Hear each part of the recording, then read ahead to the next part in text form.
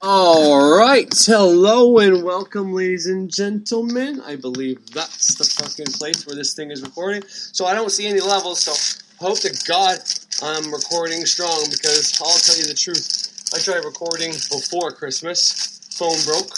I tried recording after Christmas for the holidays.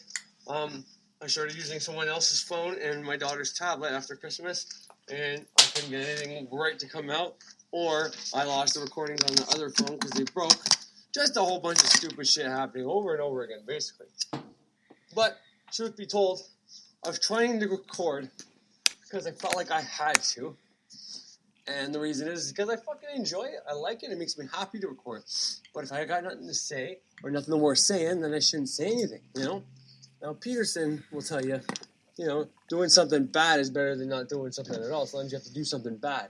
And what he means by that, it means it's better to do something badly, because either way, you have to start. You have to start somewhere, and when you start a new job, when you start anything, spirituality, fucking playing a sport, learning a hobby, when you're in your learning stages, you're the fool. You don't know what you're doing. You have to learn from everybody there, And you're going to make some mistakes and go through some embarrassing moments, and it is what it is, and then from there, you progress. You either excel, or, you're just somewhere in the middle where you can manage or maintain, but you're not incredible, but you're not terrible, or sometimes it's not for you, and you have to go try being the fool somewhere else at that point.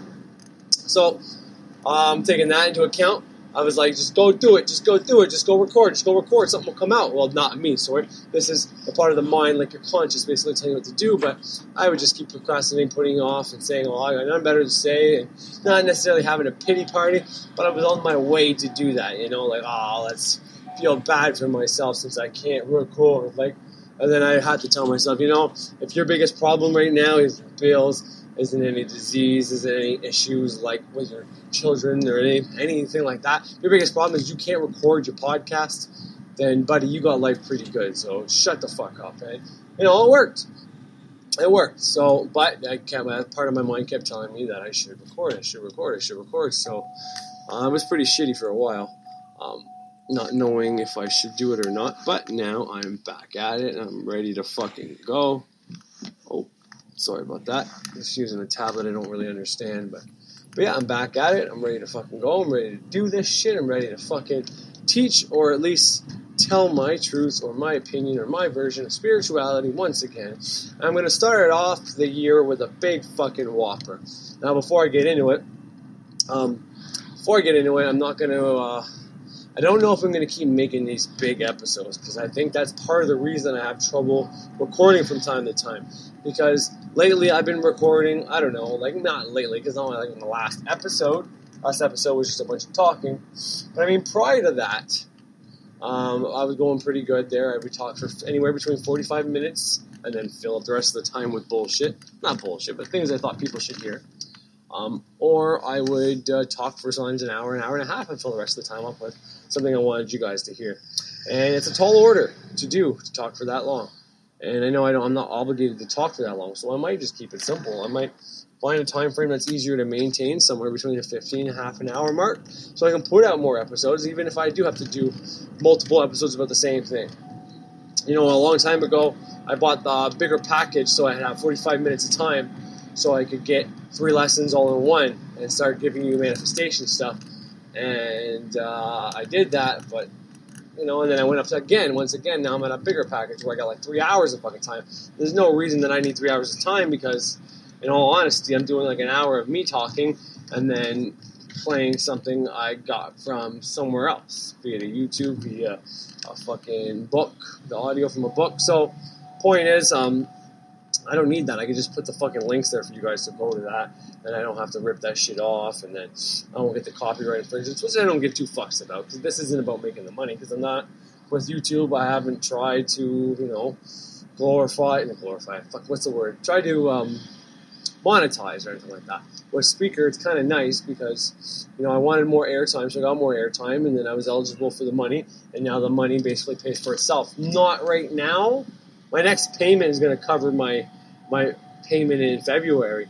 But as it stands right now, because I haven't been recording, is when I don't record, I don't get as many downloads. I still get 40 to 50 downloads a day, which is pretty incredible for just Well, I think it's pretty incredible, and I'm fucking grateful to everybody that downloads my shit, even my old shit. So I don't know if that's the same people re-downloading it, or if it's new people downloading it, or it's people that haven't listened to all my stuff yet. So because I'm not making new content, they're going through all my old content.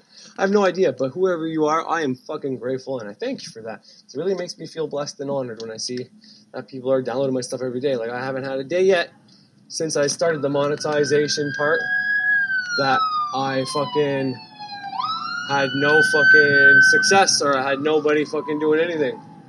Dumbass. Sorry. I stopped for an ambulance. The guy behind me fucking went by me and cuts off an ambulance. What an idiot. But anyways, no worries. Maybe I would have did the same thing. I probably had at some point. But yeah, so I've never had a day where I had absolutely no downloads. I had not a single fucking one. So it's pretty fucking amazing, And I'm absolutely blessed. And it's not a testament to me. That's not my skill. That's nothing like that. It's a cross between you guys, someone out there who is probably like me, or people that have a lot of the same qualities as me, whether it be agreeable male or female, because females are more agreeable, not gonna lie, but there could be a lot of agreeable men out there who don't, they probably get along with other men, because I get along with men and women equally. And that's kind of one of the good things that people don't talk about agreeable people, is an agreeable man can get along really good with women, whereas two agreeable women, or even a disagreeable woman, an agreeable woman could get along great. So it's like 50-50 chance, right? But for an agreeable man to get along with women, if there's another agreeable woman, we can get along pretty good. But it's kind of like we're both trying to let each other inside the fucking door at the same time, holding the door for each other. You know what I mean? Kind of stuck in.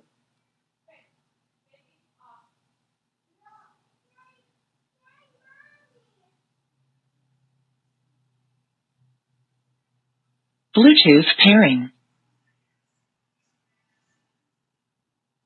Bluetooth connected.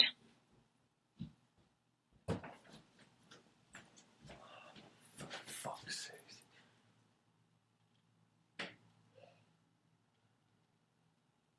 In that loop, always trying to be nicer than each other, but it kind of works out because we're the opposite sex, so we still have something opposing, and then we have something alike, and then an agreeable man and a disagreeable woman get along great, and that's kind of how me and my wife are.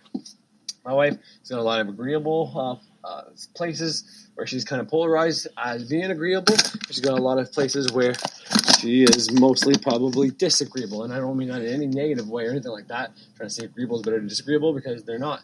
They're both equally advantageous, just like because agreeable would technically be the negative polarity, but you would see that as a positive thing, would you not?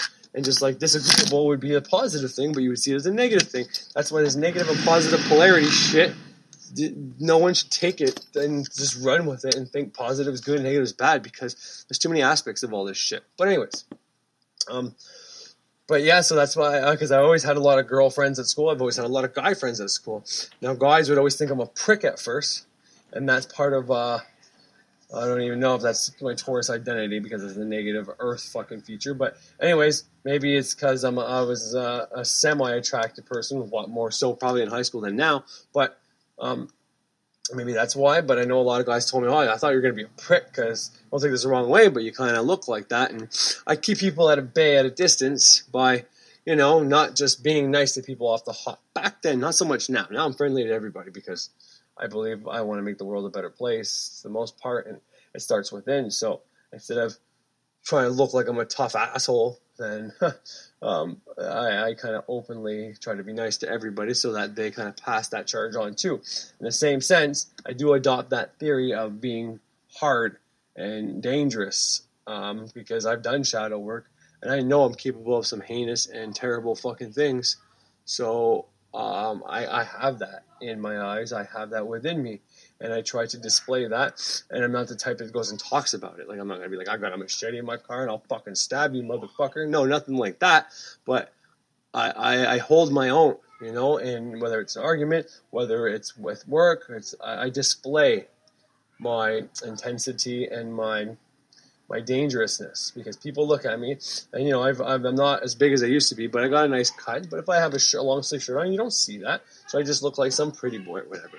But when I get working, you can't stop me. I got a lot of Earth, Venus, Earth signs in me, and a lot of water signs in me. There's a lot of negative receptive things. But one thing I learned about Earth, Taurians, Venusians, whatever the case is, maybe it's different, but Earth elements are very in touch with Earth, meaning I'm glad I got a lot of things like in Scorpio and Cancer. I got 2 houses, but I don't have any signs. But then in my fucking Pisces, I got like two fucking Jupiter and Mercury both in Pisces up there, and in the 12th house as well. Well, one's in 11, one's in 12, both in Pisces though. But so for that, it gives me a little bit of intuitive knowledge and shit like that. But I'm very in tune with the Earth, and I can move well in the Earth. I've never had an issue with being elegant, whether it's walking or having rhythm. Like when I run, people have often commented when I run, I'm one of the fastest runners on the team. But not only that, like when they hear me running, it's like drums. Like I'm always on the beat. I always have had rhythm. I have teachers tell me that I've had an amazing rhythm, and I can catch rhythm anytime and stuff like that. So, and I'm very stable on my feet. Very hard to knock me over. I'm very strong for a small framed, 5'10" man. I have incredible strength. And once again, I'm not trying to gloat or anything. This is not me saying I'm incredible. And I guess maybe I just said that. But what I mean by that is my makeup, the 7 fucking planets that make me up. Well, probably more than that. But, all the things that make me up that are within, without, above, and below me are all me. And everybody around me is me. And that's the thing people got to realize too. For me to say I have great balance, somebody else has to have not as great as balance for us to have a scale to compare it. Am I not right? Therefore, the people around me also contribute to my talents and to my downfalls, basically. Because if I'm shittier at something than somebody else, then by definition, using the same scale that I just used, well, then they're better than me, and I'm worse than them at that, because we've established, okay, well, what they did is good, what I did is not so good. Just like comes to balance and flexibility and, moving quickly and thinking fast on their feet and being good at, most every sport. So I'm not going to say I'm like fucking Wayne Gretzky in hockey or a fucking Peyton Manning in football or fucking MJ in basketball or, I'm going to stop there. Point is, I can play every sport pretty good because I'm fast on my feet, I'm sturdy, I'm athletic, and I adapt fast, and I learn fast, and I got great hand-eye coordination. And I attribute most of those things all to my Taurus element because Taurus is the earth. It's the 5 senses and shit like that. Whereas the other ones are, it's about the water in your body, or it's about the air in your body, or it's about the fire in your body. So all those things into account. Anyways, I need to go in and do something right now. Sorry about this. Well, I'm not really sorry. Sorry, I'm mumbling because someone's walking up to my car about to say something to me, and I know them, but I can't think of their fucking name. Okay, I just told them 1 minute. I'll keep going. Sorry about all that. I didn't need to tell you guys all this shit, but... I'm sorry, my wife texted me telling me she's coming home. But man, I'm fucking up. Anyways, so this is my first recording since like a long time. So please don't judge me on it. It's going to be a little fucked, but like I said at the beginning, sometimes it's better to do something badly than to not do it at all. Sometimes you just got to get this shit off your chest. I told the guy I worked at, he loved singing, and, people made him feel like shit because some notes can't hit, some notes can hit. And I told him, well, if you love singing, then you need to do it. And it doesn't mean you need to do it as a fucking profession. If it leads to that, then fucking great. But just start off by singing a couple fucking minutes a day. Whether it's 3 songs, or it's on the ride to work, or it's in the fucking shower, whatever the case is. Just fucking sing. Get it out of your system. You're going to feel better. Because I'm like that. I need to sing. I love singing. That's another thing about Taurus is, I guess, anyways, because Taurus is attached to my identity. So it's all the things that, I identify with. And a lot of artistic things, a lot of earth things, using your senses, shit like that. Whenever a Taurus gets a thought, they want to fucking tear it apart, whether it's in a painting, it's in a song, it's with fucking music notes, whatever the case is. Like I'm learning the piano right now as well. I'm using magic trying to speed up that ability, and it was working great until my phone broke. But I got the lesson thing now on the tablet and the other phone I got and my fucking laptop, and I got a little small ass piano that I practice some of the moving your hands when you have to go up the keys and down the keys and shit like that, which I'm excellent with my right hand. I'm pretty ambidextrous, and I'm not saying ambidextrous that I can do everything with my left that I do with my right, but if you've ever seen me, I can use my left. You wouldn't be able to tell right off the hop which hand I was. Okay? And if I really played it out well, I can make you think I was left-handed. Because even my writing skills are pretty decent with my left hand. And I can bat left, I can play hockey left, just like I can do it all right. So I'm pretty ambidextrous, same with lifting weights. So in some senses, I actually think my left arm is more powerful than my right arm. Now with the piano, it's a brand new skill. So my right hand is very comfortable because I've been playing music on the flutes and different little instruments. Like I can play every song I learned how to play on the flute, from Mary Had a Little Lamb, Twinkle Twinkle Little Star, In the Jungle, all those little basic songs you learn on the flute or recorder, whatever you want to call it. I can play that on anything. Xylophone, anything that has the basic 7 notes, or only 5 notes probably. I think it's only 5 notes on not a recorder, but like on a phone pad, keypad.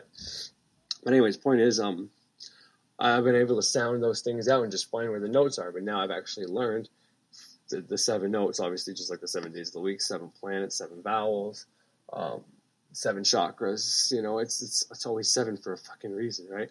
And that's Saturn's number, baby. He rules this realm. That's why it's like that. But anyways, point is, I'm learning the piano right now, and you know it's pretty simple, right? You got to find the C. Or the C and the B is where I start, basically my thumbs, right? My left thumb starts on the B, and my right hand starts on the C. But it's from A, B to G, basically. And it's pretty simple, right? G being the last letter of those first 7, and then that's the one we start with God. I can make a whole video just on that, but I won't. But today's video, I'm going to get off the fucking high horse there and stop bragging about all my little skills I think I have. But because my wife's on her way home, my daughter's about to leave, and yeah, I thought I was going to be able to record the rest of this today. I hope she lets me go upstairs and have at least, you know, half an hour more to keep going, because I got a lot of shit I want to talk about, and some really pretty in-depth shit about a lot of astrology, how I think people should look at it and interpret it. Frater Xavier's new video on Mind and Magic. It's about whether you think free will is what we have here, or if you think it's about determination, and it's not determination as in being determined. It's like how your fate has been determined, is how he means it. And that's one fucked up thing about the English language, how etymology of different words. You can have one word like the word right. W is silent in right, right? But when you're writing, if you take off that W, what does it look like? Well, it looks like rite of passage, or like when we're doing a ritual, that kind of right, right? It's not like whenever you're talking about right hand, or are you right? Are you sure? Kind of like, that's what I mean. Like right's got what, four fucking meanings I just said there? Right hand, as if you're going to the right, you know, and you can say right or left hand path is kind of different, but it's basically the same way to spell it, right? And you have your ritual kind of right, and then you have writing, and then are you sure, as in are you right? Because it's not right, it's right and wrong, it's not right and left, so that's also a different meaning for that word. So there's 4 different interpretations for right. So that's how much they wanted to confuse you about making sure that when you write shit, okay, it is a ritual and it can be brought into manifestation. Obviously, there has to be emotion, or has to be done over and over and over again. This is the one thing I hope to hell I get through to everybody, at least with this podcast, is if you don't want to perform magic, don't do the same shit over and over again. Don't say the same shit over and over again, because that shit will happen. So if you don't want to do magic, then this will serve you. And that's what people should understand if they're against magic. Let's say someone thinks magic is real and they don't want people to do it. Well, then they should learn as much as they can about magic to try to stop it. And that's what some people have done. Well, that's what the people that do magic, that don't want other people to do, are doing. They know this shit inside and out, so they know how to trick people. That's why you see, when you go if you read the Luciferian doctrine, and I'm telling you, it's worth the read. And I'm not somebody who believes in Lucifer, as in the devil or Satan, because I'm not a satanic worshiper or a Luciferian or anything like that. But the Luciferian doctrine is not about Lucifer, Morning Star, or the devil or Satan. It's actually about how to improve your life, how to fucking get rid of people that fucking leech off you, how to get rid of your earthly possessions, or not necessarily your earthly possessions, but your desires, because desire is a bad word. You shouldn't say that word either. But it's how to rid yourself of, stop using basically your lower chakras, but not necessarily that your lower chakras are bad. You need those just like you need the upper ones. But if you're to use only your upper ones, then you're going to be unbalanced. If you use only your lower ones, you're going to be unbalanced. And if you use none of them, well then, no, you're going to be dead. And if you use all of them, then you are, I don't think you can use none of them, to be honest. But point is, someone who's using all the top ones might be very try to be spiritual but poor. And someone who's using all the bottom ones might be very greedy, or end up being a drug addict who can only spend his money on drugs, only feeding that low vibrational energy that I want to get high out of my fucking out of my head, and I don't want to live this route. You know what I mean? That's like low desires, or that can be misconstrued as higher desires, as someone who's so spiritual who doesn't understand this realm, so they get high every day because they want to feel some kind of connection, something stronger than the pain they feel and see in this life. That can be misconstrued as your higher. It's all about how you perceive something, right? But anyways, the newest video by Frederick Xavier is actually a really good one, and it inspired me, not necessarily to make this video, but I want to talk about how, because he talks about planetary magic a lot in there, and how you need to use planetary magic to overcome your determined results. And that's something I want to talk about among something else a lot more important probably, and that's about deities and gods, and how, you know, sometimes we get on our high horse, and I say we because I don't know who's listening to me. Maybe you don't, but there are a lot of people within witchcraft or ceremonial magic that can think either they're gods, which is probably closer to the truth, by the way. Now, I'm not going to ever go around and say I'm a god, because God is released from earthly possession, or released from earthly, maybe the rules of this realm, something to that effect, okay? And demon is basically a rebellious spirit, but demon is also kind of released from these earthly rules to a certain extent, although they can both be commanded by us. Both those can be commanded by us. So we're not necessarily gods, because we can be commanded, but only by another human being can use different commands to command us in different ways. But we have the choice to not do that. But so that's something I want to talk about, is how some people might think the witchcraft gods are the real ones, or their deities from their whatever spirituality is the real ones, and the Christian ones, or the Judaism ones, or Allah from Islam is not, or vice versa. They think there's a real and there's a fake. And I'm here to say that they're all fucking real, but they're all fucking man-made. There is no real or fake. If somebody makes something up, it is now real. If someone makes up a lie, then that lie is now real. But it's a thought form within their house that they put emotion into, and that emotion is the fact that they hope the person is going to fucking believe it. So if it's somebody that does this often, then they might have enough emotion in that bitch, and they might have so much practice doing it that they create thought forms, and it might actually persuade people to do it. Not always, because most people can tell when people are lying. There's a lot of little tells and shit like that, and some people overdo it and they don't do it right. They think of it on the spot instead of actually properly preparing. But not that you should properly prepare lies and shit like that, but there is a right way to do everything, even if it's something wrong. You can do something wrong right, and you can do something right very fucking wrong. And that right there is just to show you that you shouldn't be polarized, because there's no polarity within polarity, or there's polarity within polarity. There's both. It's however you want to look at it, because plus can be a minus. Plus can be a bad thing, and minus can be a good thing, and everywhere in between. I think sometimes neutrality can also be a fucking bad thing, or it can be a good thing. So understand that. But yeah, so I want to talk about how all these gods and deities are probably most likely man-made. Once again, this is something I can never prove, so it's going to be all opinionated, but I'm pretty sure I'll be able to convince you of that. But the point is, and I'm going to get into this more in depth, but I'll just give you what I'm going to talk about in the second half of the show, and it's going to be the fact that if you follow a Christian, maybe even a Jewish doctrine, unless you're doing like Jewish mysticism, Kabbalah, that's different. But if you're like just regular Judaism, believing in the Old Testament only kind of thing, and even possibly Allah, but I don't know much about Islam, so I'm not going to go there. But Christianity for sure, all the different sects, okay?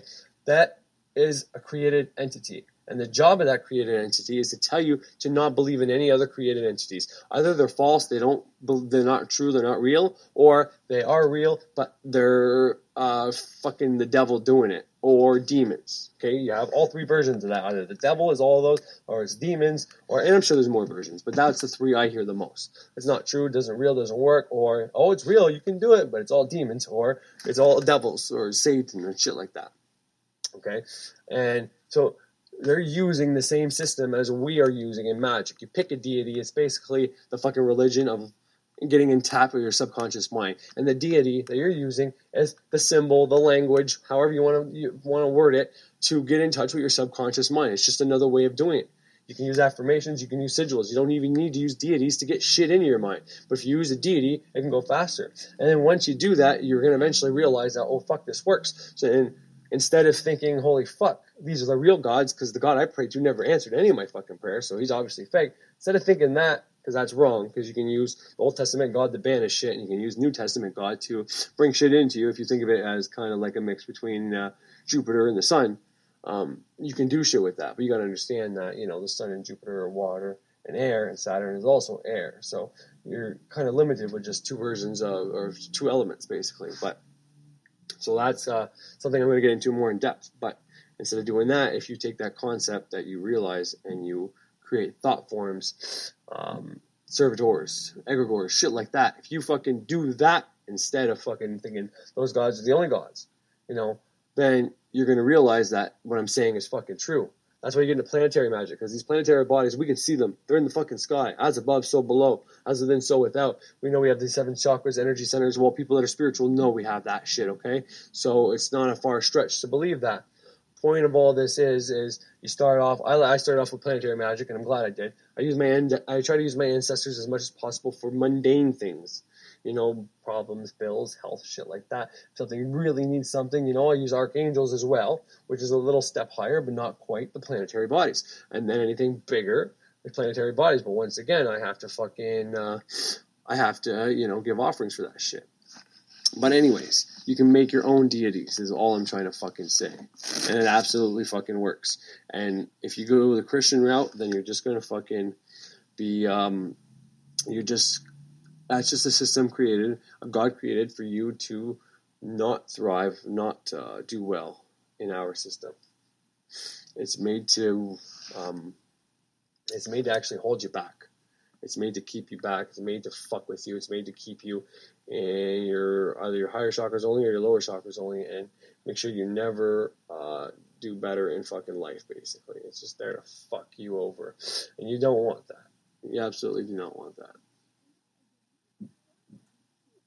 But anyways, it's getting a little busy here where I am, and I definitely got to get home soon. So that's the second part of the show. And the first part of the show is going to be about, what the fuck was I talking about before this?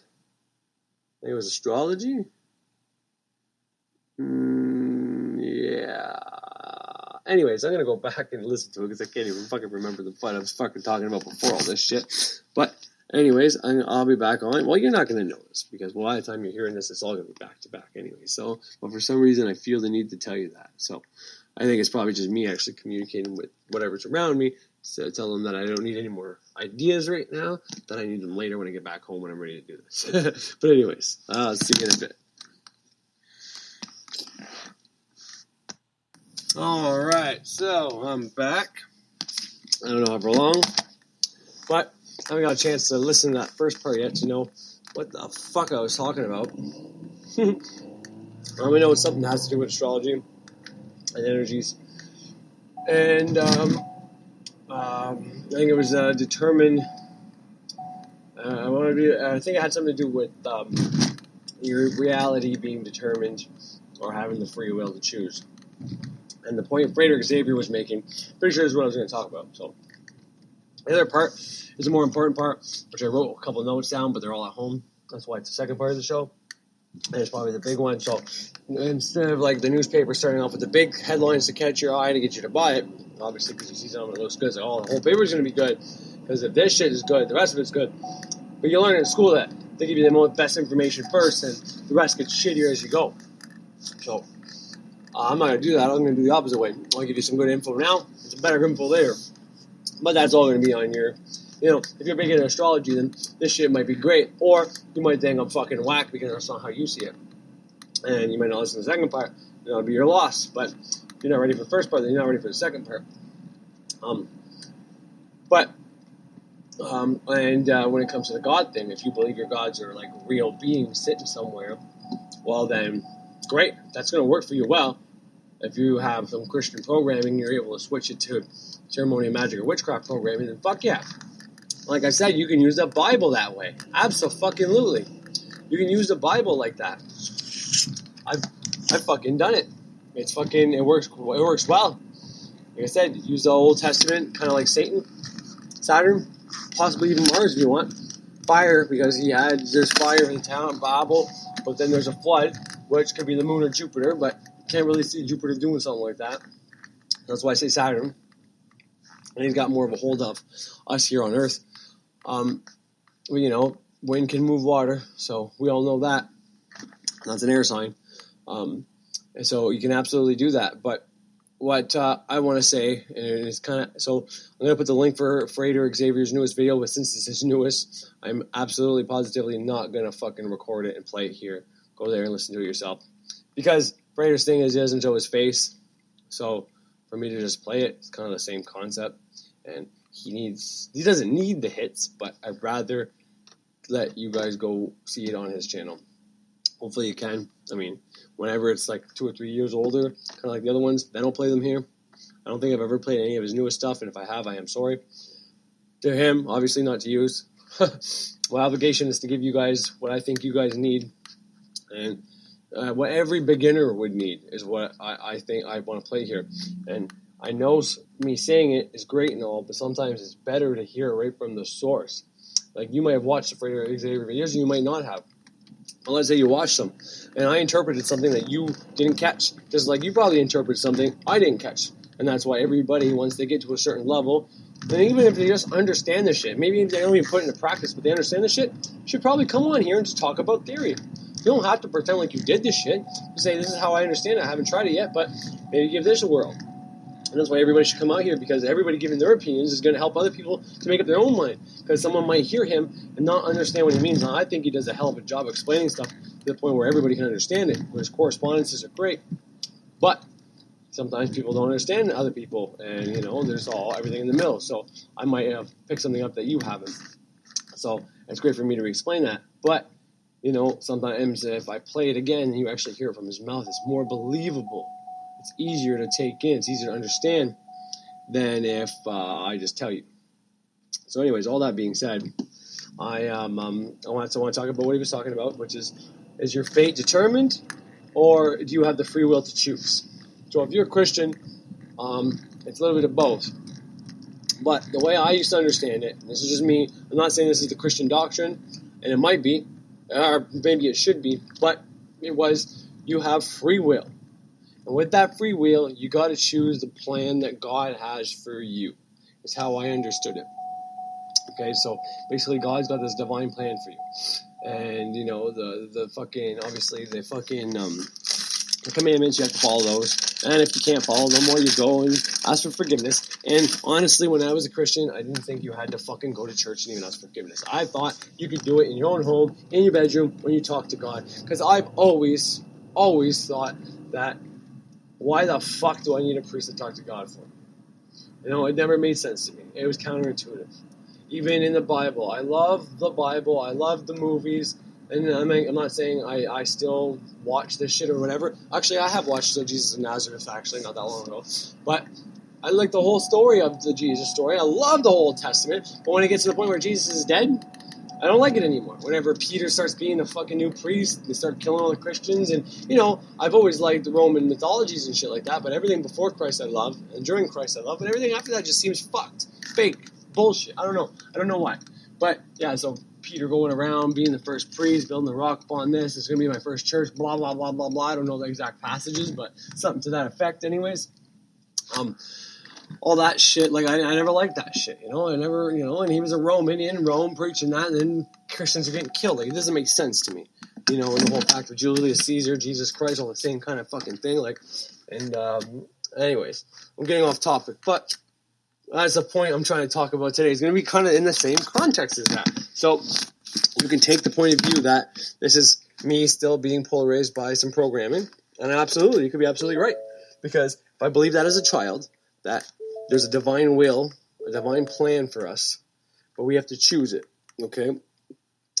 And then, that's the way of God, and, ask for forgiveness is what I believe in the past, and I don't think you have to do that necessarily anymore, because I think your mistakes are stepping stones. You got to use them to get better. Now, if you keep making the same mistake and you don't fucking care or whatever, well, then you need a whole lot of work, and a little bit of forgiveness isn't going to do shit. So, but it takes you a whole lot to get to that point sometimes. But anyways, I know what I was actually supposed to talk about. It just came back to me. But, it's kind of part of this as well. But anyway, so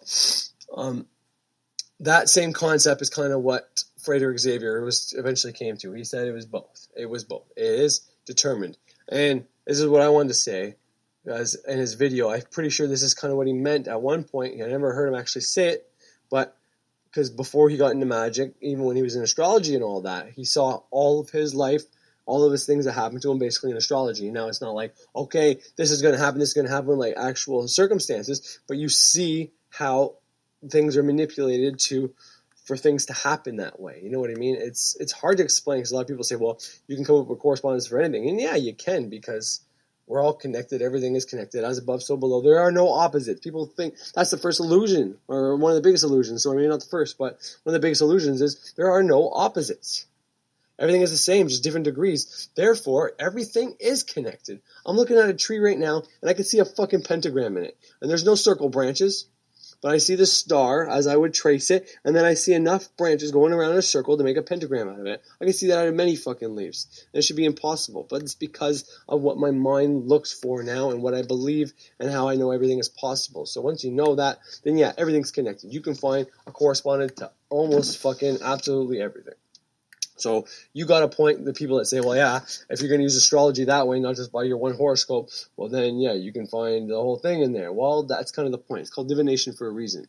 And you can also predict your future that way, because you see the past trends and you can see the future trends. But the way the past happened in your horoscopes, like when you see you got lack of fire and you see Saturn in a specific sign, and that's maybe dad abused you, or mom left your dad, or a young person you knew died, or whatever. You see all that. Well, that's still in there going forward in the future, right? Because history repeats itself. So you got to change that shit.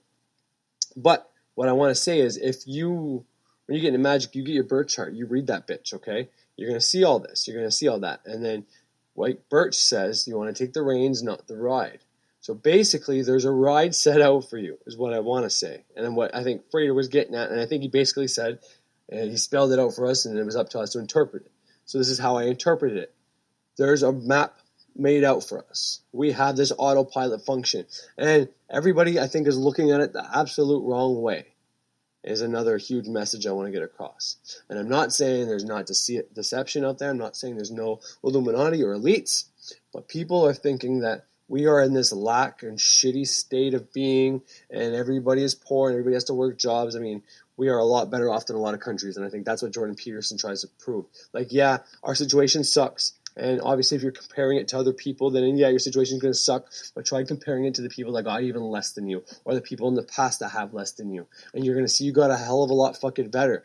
And instead of whining about it, do something about it, and you'll make it better. And that's why I think Peterson is absolutely essential for people who are in a bad state, because he knocks some sense in you, and he does it in such a beautiful way.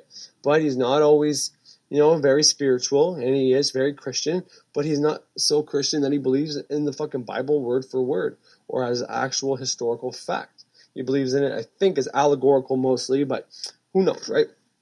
But anyways, so where I think people are getting it wrong is they think that they are being held back, that everybody should be a movie star, everybody should be a rock star, everybody should be able to do what they want. And they can. Absolutely. They should be able to. Absolutely be able to do whatever the fuck they want. Okay? No doubt about it. But they're not being held back by some elites, some evil fucking lizards, some anything like that. Absolutely not.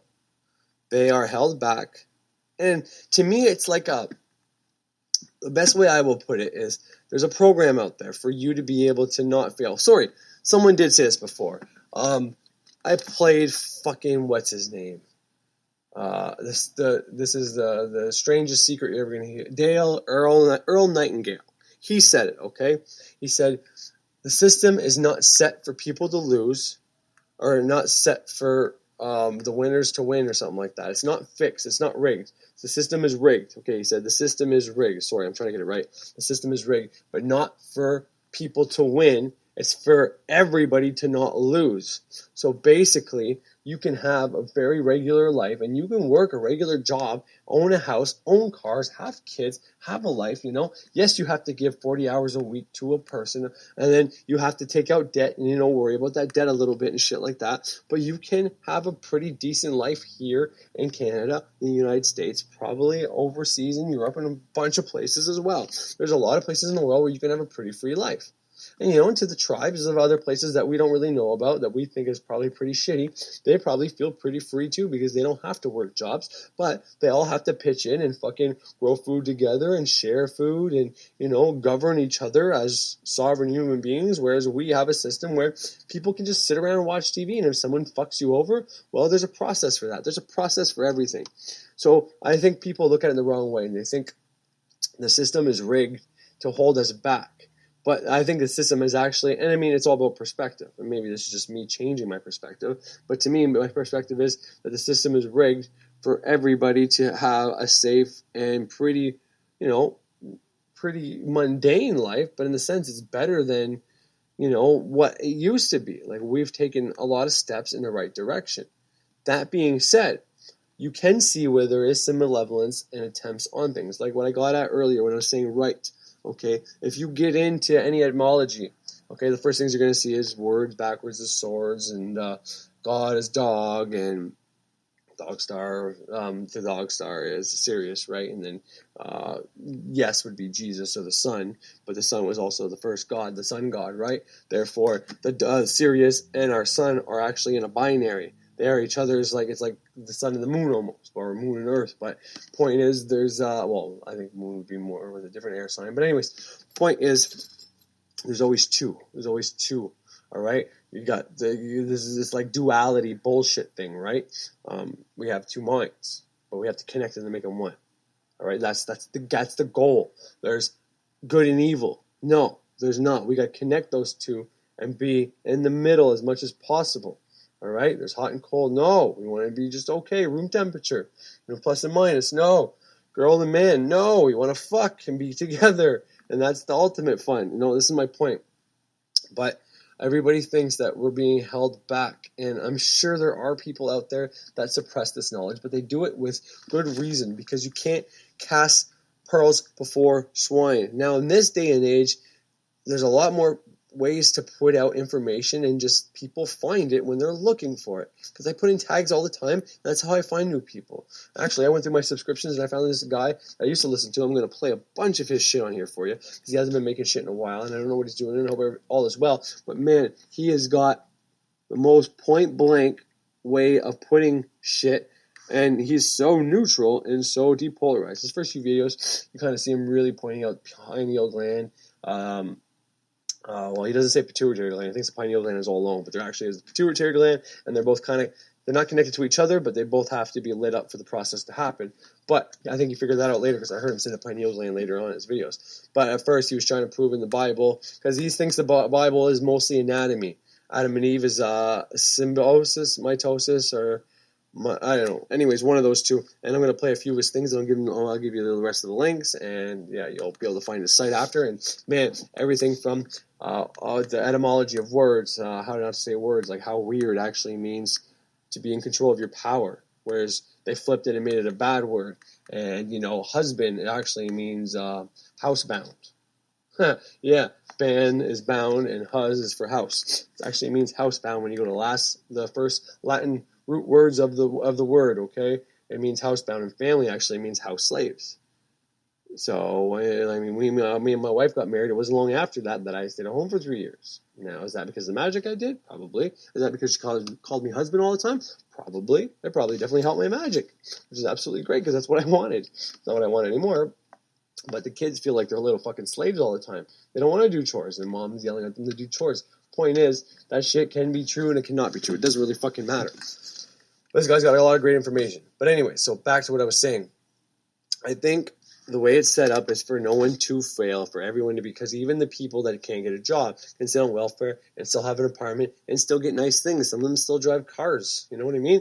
We got a pretty good system here from our perspective. Now, everybody, it's easier to complain about stuff than to see the positive, and we also react to negative emotion more than the positive. You know, we expect our kids to just do right, and when they do wrong, we punish them. It's not too many parents. There are some, and we are just implementing it now, so I'm not judging. We were the same way. This is why I'm talking about it, because it's fairly new for us. But up until recently, we expected our kids to do good, and when they didn't do good, we punished them. But we had no reward system for when they did good. You know, and it's not very much motivation. It's like, well, be good because we expect you to. Be bad and you're punished. So the punishment for being bad is kind of the carrot to be good. But that kind of carrot doesn't work all that well. That almost makes people want to rebel. It's like using negative fucking statements, like, don't do this. Well, that's a hard time not to do it. You know what I mean? So, same kind of concept. I forgot where I was fucking going with that. But anyways, I don't think the system is actually rigged by like lizards and shit like that. Now, I have noticed a progression, like cursive, right? You can argue that cursive writing is cursing, like curses and shit like that. You can argue that that's a bad thing, and I don't know. But I know, like, whenever you are vibrating your words, you do it all together. Like, if you're starting a Kabbalistic cross, ta, malkus, something to that effect, right? Well, cursive kind of does that for you. So whether that's something you should write only when you're trying to do a curse on somebody, or maybe I need to look at the etymology of the word curse, because I've just been talking about how there is no good or bad. It's all about perspective. So if you can use cursive to bring things into your existence, well, and then maybe just the point is to use it on the dark part waning moon, and that's what makes it a curse, because whatever, then who gives a fuck? Banish things with your cursive. Let's do it, you know? Unless you're banishing of the pentagram, you could say, well, banishing, you always banish something you don't want, so it can be construed as negative, but if you're banishing poverty, it's going to give you positive results. Point is, it all is what it is, but cursive writing. And like this one guy, I might even play one of his videos, and I don't want you to focus on how he's polarized and he's Christian, and he thinks witchcraft is of the devil, and Luciferian and satanic that's all witchcraft and ceremonial magic and all that shit, and it's all demon worship, okay? He's not that bad because he's not Christian per se, but he's done a lot of good research on etymology. And it'll actually make you think, because there's a few things he said that I don't believe at all whatsoever, but it's like, man, that's a good fucking point. He was talking about Queen Elizabeth, Queen Bee. The bee turns into a 13, and Elizabeth, it's House of the Lizards. It was pretty fucking cool, actually. He put a lot of crazy things together. And anybody can do that. It's not hard to come up with those correspondences, and then we just latch on to them like they're true. But I can go around doing the same thing in the opposite direction. It's not hard. I actually wrote a few examples I'll probably give you later, just to show you. Like, I did it before, right? I showed you a few conspiracy videos, how I told you how easy it is to make a conspiracy. I said, you know, we're getting earthquakes all the time that we don't really know about and we're not told about. And they're covering up the skies so we don't see the cosmic activity. But if you go back in history, every time we started having earthquakes or we started having this kind of cosmic activity, they're one and the same. The weather patterns and this shit changes because what happens above affects us below. It's what I teach. So therefore, that's one of the reasons I think they're covering the skies. And, you know, I don't know if that's true or false, but I took true facts, so your mind believes they're true. If you've been watching David Snyder, this is the one video I really like about him. He talks about hypnotic language patterns and how to use specific words. And then after using the specific words is the best way to put someone into a hypnotic trance. And they're latched on every word you say, but they don't necessarily even hear it. But it sinks right into their head. And so they want to play your stuff over and over again because they enjoy it. And I do this all the time, and I didn't even know it. And then the next part is cause and effect, basically. You give them a cause that is true. Cause and effect is you give them something, and then the result of that equals something. And then the next hypnotic one is you give them something that's true, and then because that's true, everything you say after that is true. And that's basically what I just did. I told you we're having earthquakes. If you check, you'll see it. That's true. And I said there's a lot of fucking spray in the skies. And if you go outside, you'll see you're definitely going to see some chemtrails everywhere. If you look online, you're going to see everybody talking about chemtrails. So that's also true. So therefore, I gave you two true points. So the next part's got to be true, right? But it doesn't mean it is true. But this is how people pass this bullshit on to you. This is how these conspiracies are started. Now, I've read it too where they say governments don't start conspiracies. Absolutely. I believe that because what's the best way to keep people out of your business? Make them think they're on to you and they're doing this investigation. People like that. People look to that. That's why we watch mystery and murder shows, and that's why we need to use our mind in a way that benefits us. But because we work 40 hours and we're pretty tired when we get home, then yeah, we'd rather just use our mind from the couch where we can have a drink and fucking popcorn or whatever the case is. We don't want to have to do much after our body's already tired, but we seek that shit out. And if you're no longer watching TV, it's very easy for you to be watching the internet and get sucked into conspiracy and fear-based media shit because it's triggering those things in your mind. And not only that, but they know these NLP, analog marking, and hypnotic language pattern tricks. They know them all. Okay, you know how I know? Because I've been studying. I watched every one of David Snyder's, and I've read every fucking book that he's told me to read, except for like 3, because I haven't found them yet, and I just ordered them on Amazon. So when they come, it's the first time I ever ordered a book, and that's how valuable David Snyder's information is. So you should absolutely fucking watch his videos. Now, if you're not ready for that shit, then don't do it. But maybe like one of his videos, so later on you can find it and come back to it. You don't have to even subscribe to him, just because you don't want to. But like the fucking self-defense shit with the acupuncture, pressure point shit is gold, man. He teaches how to use the ground.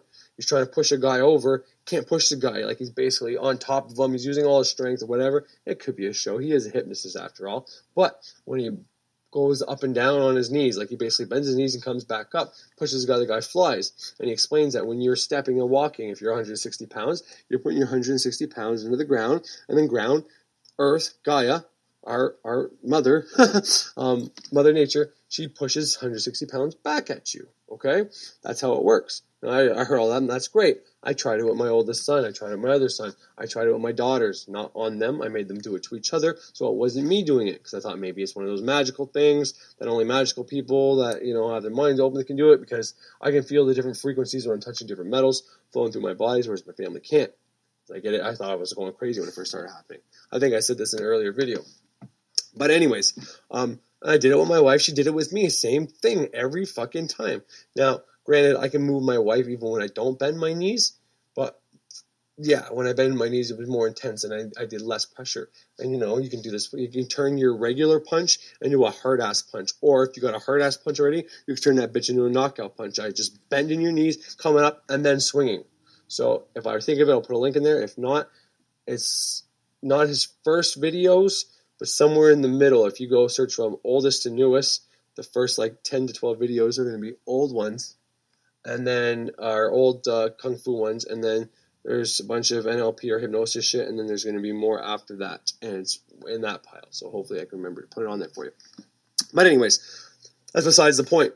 But all these things, that's how easy it is to make conspiracy and connect things together. So if I have the time, I'll put that video from that guy who's pointing out all these etymology things. But the etymology is a good thing to get into, because if you're saying the word desire, for example, well, sire, you shouldn't be calling anybody that besides dad, okay? And D is a negation, okay? It means without, to not use. So basically, anytime you say desire, you're using negative. Okay, this is something you need to understand. I'm not even going to hit my topics at this point. But I told you can't use negative wording, right? Okay, and this is how I know there are people out there trying to fuck with us, because otherwise there wouldn't have been this. Now, these words were created a long time ago to trick us. Okay, just like the judge system, the fucking court system. Okay, created a long time ago. Things are changing now, so that evil that was around might not necessarily be around anymore, and whoever does still remember it, they're fucking almost dead, okay? Now, there could be all the fucking evil entity beings and thought forms they created, but once they perish, those thought forms also perish. Do yourself a favor and get in the habit of either writing, saying, or putting in your magical practice when you're not trying to manifest something, that you banish, and you banish all entities, thought forms, servitors, energies that you created out of fear, emotion.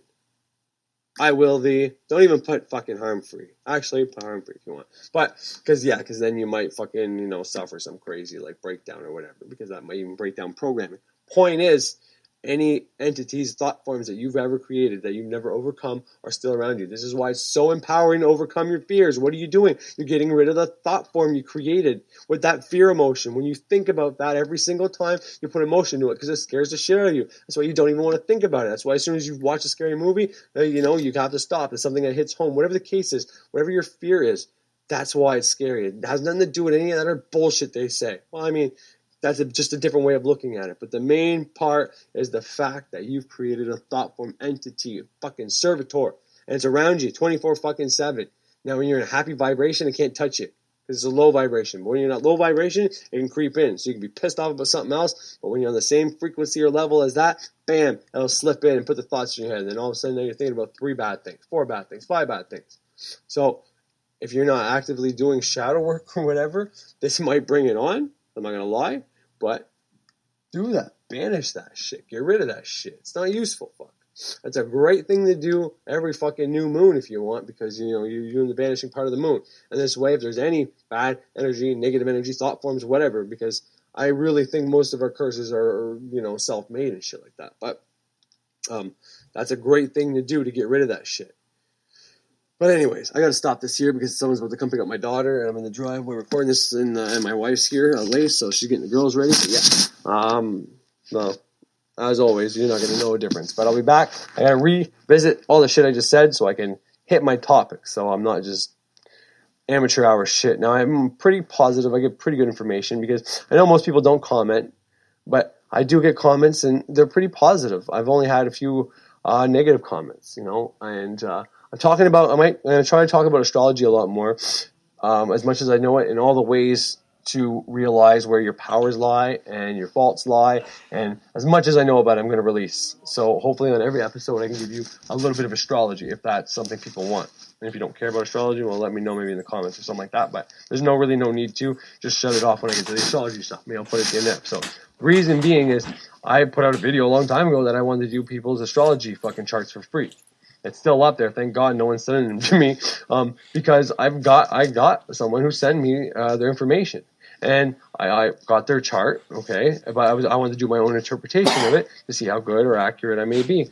And my version was going to be like where your powers are, okay? Because with different signs, different planets, different signs, you can have different powers. Now, everybody has the same powers because we all have the same signs, but people are going to have better powers, and people are going to have least strengths than other powers. You know, you might be more empathic, or you might be more intuitive, or you might be better on the ground, or you might be all of the above, but you might not be able to speak well. Whatever the case is, that's kind of what I wanted to do. But I at least gave her what I picked up, because it comes with its own interpretation. It comes with the wheel, all the signs, and like even with Neptune, Pluto, and all that shit too, and Chiron and Lilith and all that shit. So I at least gave her that.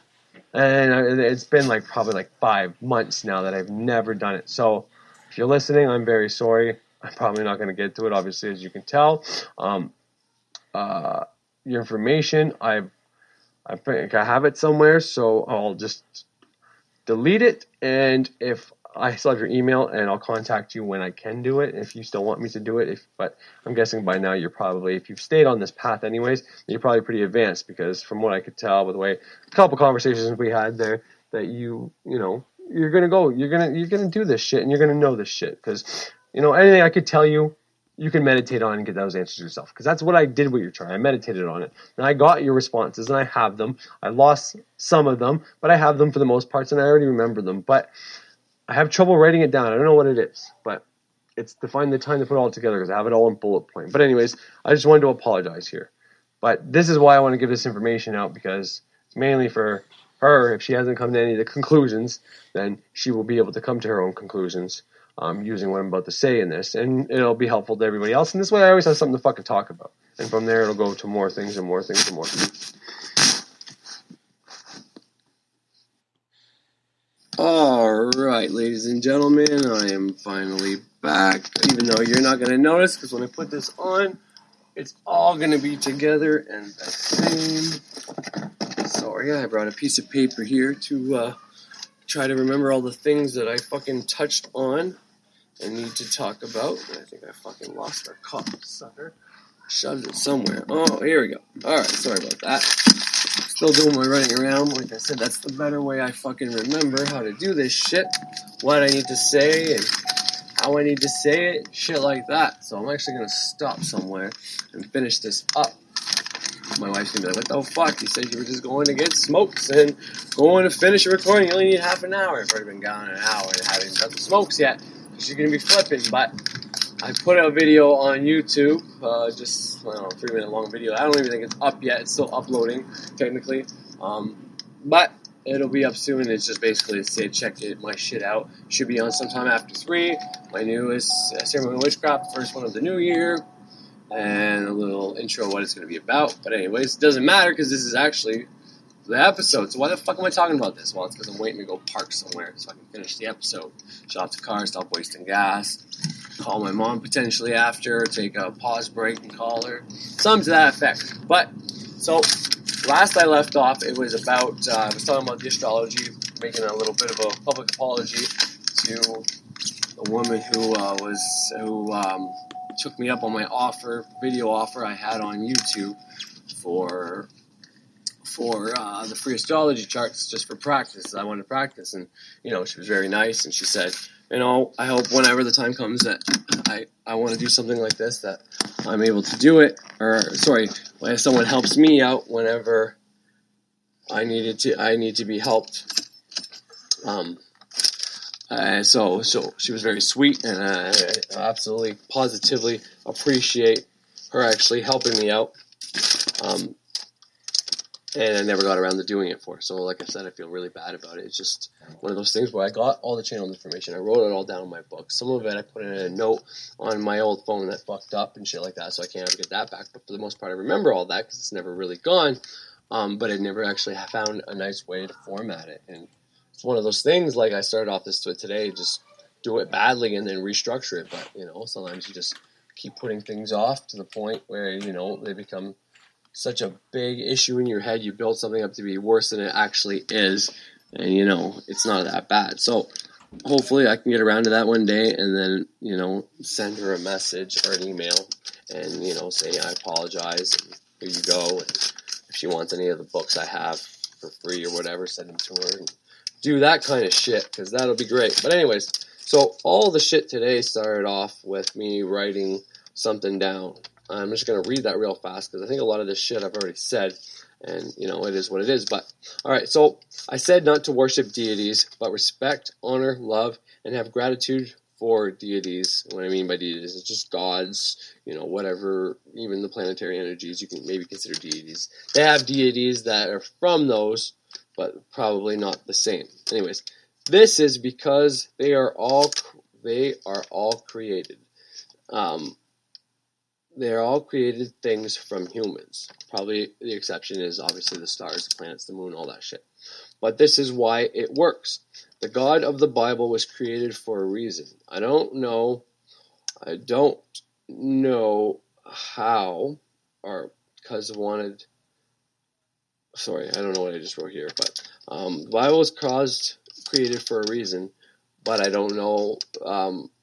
I know there is amazing. Okay, I'll just keep going. I know there is amazing lessons in the form of allegories, parables, and stories to teach us metaphysically, spiritually, esoteric knowledge, but has now been used to tell us worshiping other gods, deities, ceremonial magic, witchcraft, Egyptian, Norse, pagan, all these spiritualities are of the devil or demonic or don't work, and to not use the system. But that same system is being used against us. The God of the Bible and stories is there. It's about us mostly, our struggles, how to use angels, and when God is not like jealous or disrespectful or killing things, when he's actually, more not a person or a king or somebody above us, but whenever and it's not very often, and maybe it's just the way I interpret it, but there are some senses where it's more of an energy, and I don't mean like the burning bush fire, because fire is an element. So if anything, that burning bush would be obviously like Aries, because, Moses was the time of Aries. Moses, the ram head, he blew that, right? That's all Aries shit. Aries is the first fire sign. It starts off the whole fucking shit.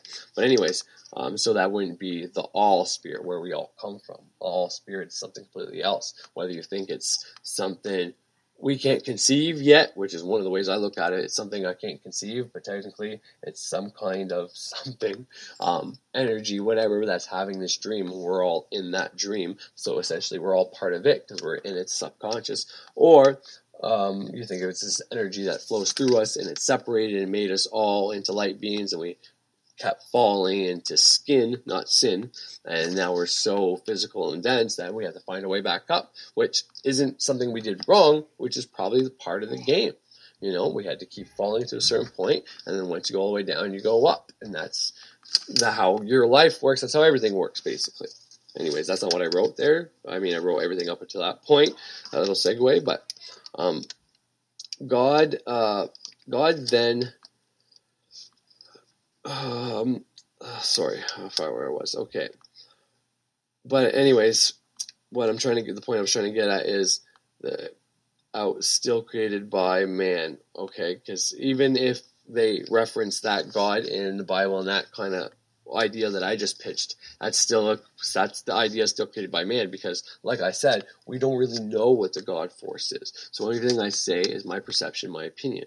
It's not actually what the all mind or all is, or prime creator, or the almighty creator God, because using God for the all spirit, if you believe in the all, okay, because even using the God and goddess, all there is a pretty good term, I'd say, but the God and goddess would be below that. Well, we have these 7 planetary energies that are between us and the all mind, obviously, but we are all part of it anyways. So, but even in those few instances in the Bible where it is probably more likely describing what I just described, it's still a creation from man. So what I'm getting at here is instead of using that created man-made system, I'm trying to tell everyone to use their own system, whether it planet or Roman, Greek, Sumerian, Egyptian, Norse deities, they're all the same, and this normally proves to us that it works, basically. But then you can't do it, proves to you that this works, then you can do it on your own, such as thought forms, servitors, or simply sigils. Writing, affirmations are all useful. All these things work. So you don't even have to use deities. You can use a symbol and implant something in your subconscious for it to work. You can reprogram your mind to have a different program and work. So that's not even necessarily using a deity to do that. Like I said, I think already that using a deity and shit is just another way to tap in your subconscious mind, which is the true religion. Whereas Christianity and any religion like it is using the same system that we can do on our own to reprogram our mind to get what we want. They're using that system, but they're using that same system to stop us from using our mind correctly or using our subconscious mind to our benefit. They're using that system. They created a God, and that God tells us to not worship other gods for whatever reason, and that He's the only true God, and that there's free will, so if you choose wrong, you're going to go to hell, and you can only choose right, because right's the only right way. You can only choose God, and God has a plan for you, basically, is what they're trying to say. But it's the same fucking system. We can make up our own fucking God and have the same outcome. Anyways, I'm almost done reading what I have to write here. Okay, but it's not that our gods are real and Christian gods are fake. It's not the case. And that's polarity. And I don't need real gods, because truth is we can't know which are real. If there is a real God, there's no way for us to know which ones are real.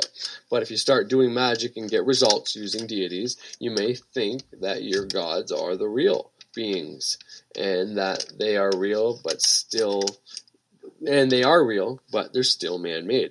So this is pretty much what I was saying in the beginning. So you can manifest using the Old and New Testament gods. So that's basically what I wrote, which started what I wanted to talk about today. So that's the one aspect I wanted to talk about, not the astrology aspect. So I guess I'm going to flip over to this. But, okay, so how occult knowledge uses profane pictures and different things to keep the swine away, okay? So what comes to mind when I say that is a little note I wrote down, is the Luciferian doctrine.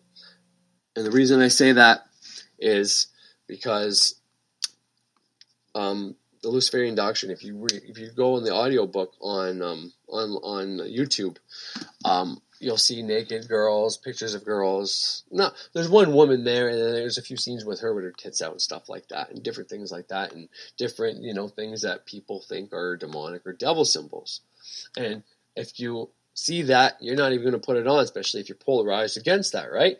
And that keeps people that aren't ready, because if you're polarized and you haven't gotten rid of your Christian beliefs, well, then you're not ready for that knowledge. And I'm not saying the Luciferian doctrine is the best knowledge, it's the only truth, or anything like that. I'm not Luciferian whatsoever. But I saw that, and it kind of, the first time it flagged me, and I never listened to it. And then someone else I listened to, I can't remember who, said something about it. And then I got the book by chance as a PDF. Instead of listening to that, because I'm like, well, there's no pictures on here, I'll see what it's all about. And, when I was playing it, I And I got through a few pages and I fell asleep. So I ended up putting it back on YouTube and I saw all the pictures as it was going. But the knowledge and the things they're saying is how to help yourself, how to uplift yourself, how to make things better. It's basically a transformation process. And like I said, the girl in the front is kind of fitting. If Venus is the morning star, Lucifer morning star, well, it's, more in line with a woman. Not that, the planet is a woman, but I mean, that's how we perceive everything. We give everything personifications and make them like people, like beings. The point is, a lot of the time when you see things that you might think, oh, this is Illuminati, this is elite, shit like that, I wouldn't always assume that it's because they are trying to control us, to do bad shit to us, okay? Now, I'm not saying that's not the case, and I'm sure that obviously happens from time to time. But what I'm trying to say more importantly than that is if you are able to just take it for what it is, or put all your biases aside, or anything that bugs you about, or anything you don't agree with, and just listen to it, you'll be better off. Because even if you still don't agree with it after, you'll know how the other side thinks, or, you're going to learn something from it no matter what. Okay, so I'm not saying to go listen to something that's obviously profane, some guy saying racial slurs and making fun of women or men or whatever the case is. That's not going to help you in any way. But there's a reason that they use profane things or try to demonize certain things. And one of the reasons I'm telling you right now is because if you don't want someone to have something, the best way to keep them away from it is not to hide it. It's to flip the script. Like the word weird, like I said before, it actually means to control your power, to have power and have control over your power. But they changed the word weird to make everybody not want to be weird. Because once you start identifying as being weird and people start thinking you're weird, then you're going to be able to control your power. That's why a lot of people, when you see they make it, say, if you were a weirdo growing up, well, I got news for you, you're going to succeed in life because all those normal people are not going to go anywhere. How often have you heard that in fucking, self-help shit? It's there often. Well, that's one of the fucking reasons, right? Fucking there.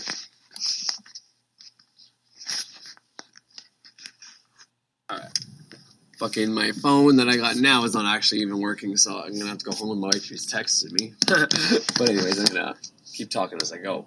I can't read my sheet with all my points on it, but it is what it is. So anyways, I got a lot more to say about that, but I'm just going to flip to the next one because I'll probably come back to it by accident, on purpose, doesn't matter.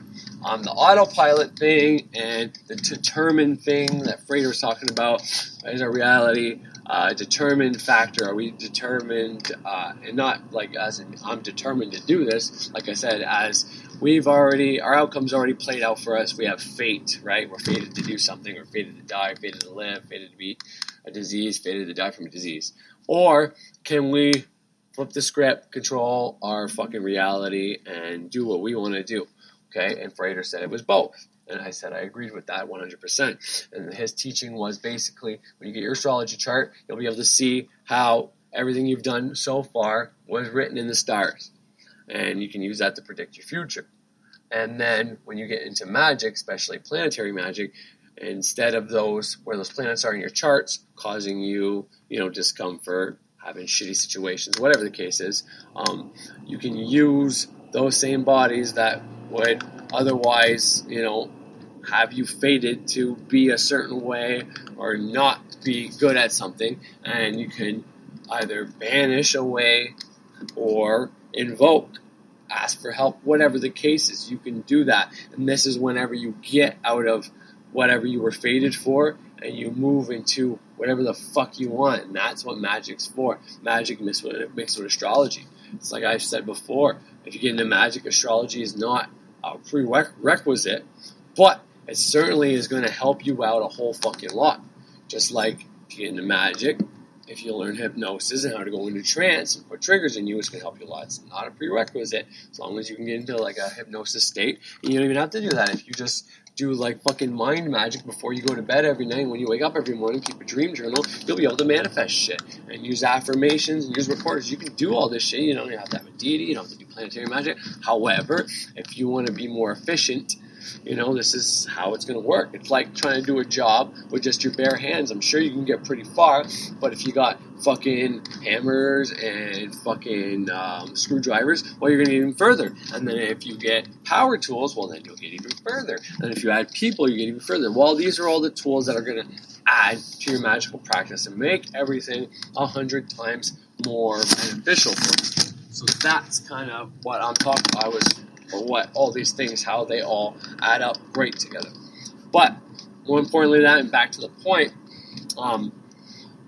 I think the way the Christian doctrine and shit works, I truly believe initially that the Bible was a good thing and it was meant to teach the lesson. And then somewhere down the line, either by accident or on purpose, someone started believing that this was a historical fact. And then someone used it against us, whether they did it intentional or not. I have no way to prove that. There's a lot of fucking things pointing to the fact that it probably was intentional to keep us in chains, but there's no way to actually prove that. But the way it works now is it's flipped from what I just said, right? Because I said we're kind of like on this autopilot where we think everything is fated and then we do magic and everything is a variable. Now we still have something that can be fated or is already determined, but we can change all those variables, basically. But the way they teach it, like I said, is autopilot is kind of like God's will, basically. Astrology shows your fate, what your autopilot would be if you don't get into magic, but also shows you what you can prove. Like I said already, take the reins and not the ride. Like Birch says, is turning off that autopilot. Basically, free will to determine your outcome.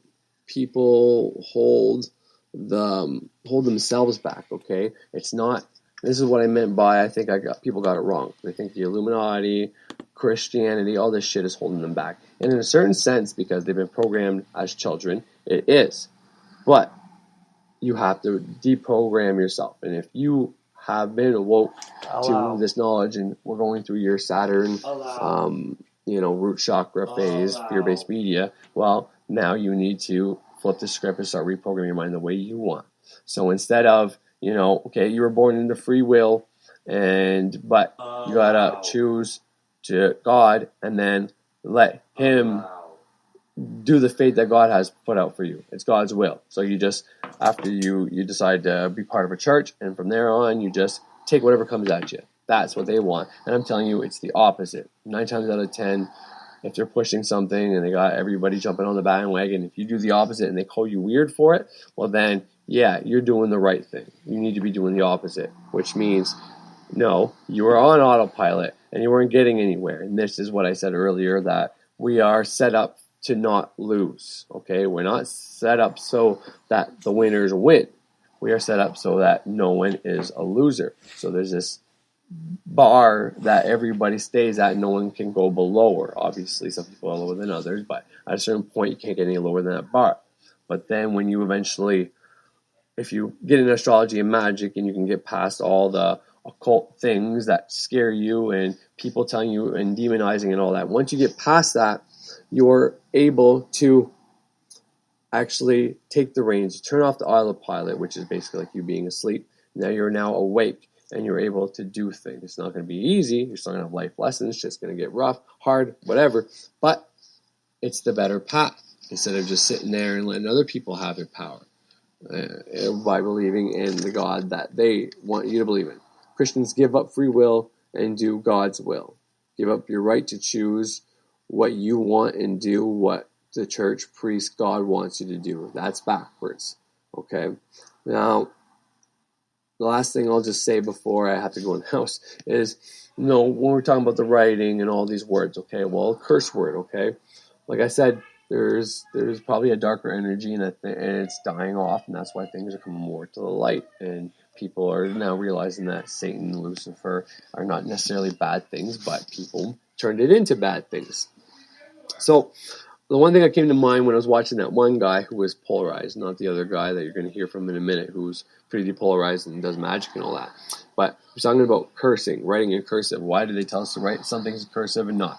And, it made me think of when you sign agreements, contracts. You have to put cursive on there. Almost like you're cursing yourself to this loan. You put your name on that loan, and now you're bound to that piece of paper because you cursed yourself. That's the first thing I thought of. So in my head, it was like, okay, well, if cursing probably is cursive writing is probably a bad thing, just like when you curse somebody or you're cursing. But when I thought about it a little more, I'm like, well, when I was in school, we had to type everything up on computers. So therefore, we weren't cursing ourselves by doing cursive writing anymore. And it's more like that than ever now. We don't text in cursive. The only thing we do is actually sign our names in cursive anymore, as far as I am anyways. I don't do anything in cursive writing. Even when I was supposed to do cursive writing, I would always write most of the word in cursive, but then the first letter and probably the last letter were never attached. So maybe that's why it's never had a big effect on me. So I'm like, okay, well, that's kind of proof that this bad energy is gone. But like I said earlier, you can flip anything. You can take anything and give a true fucking fact and then make everything else after that obviously be true by default. So if I take that same concept that, everything is good because, LOL, right? And let's say laugh out loud all has a different etymology to it, and it's actually something that's really bad for us, okay?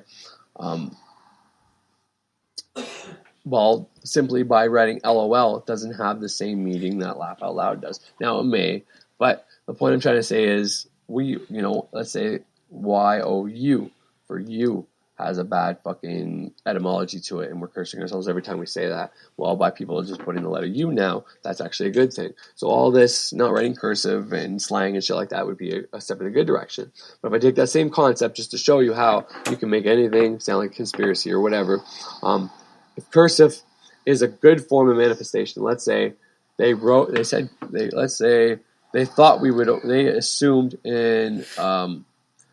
they predicted we would overthink this concept and realize, let's say they thought we were smarter than we were, because, truth be told, we've been cursing each other for a long time and saying swear words and cursing and shit like that for a while. We never put the dots together. I literally never even thought about cursive as that until recently, and I've been in this fucking for a while.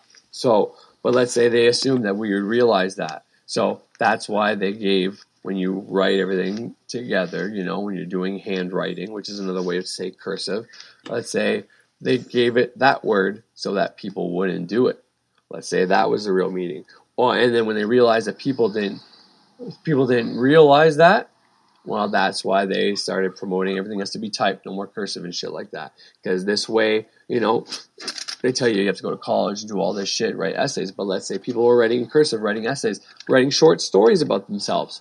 And let's say these short stories started manifesting for them because they were doing it in cursive. They were putting all these letters that have sound vibrations together when their teacher reads them, whether it's in their head or out loud, all those letters together. Let's just say it was extra powerful when people did things in cursive and the manifestation happened faster. Well, then it makes sense that now this is a bad energy. Things are actually getting worse because if cursive makes you manifest faster, then by making everybody type everything out instead of writing in cursive now, then we are actually going backwards and we're worse off. Now, I'm not going to tell you which one of those is true or not. That's for you to study and figure out. And, well, if I knew, I would tell you. But once again, that would just be my opinion.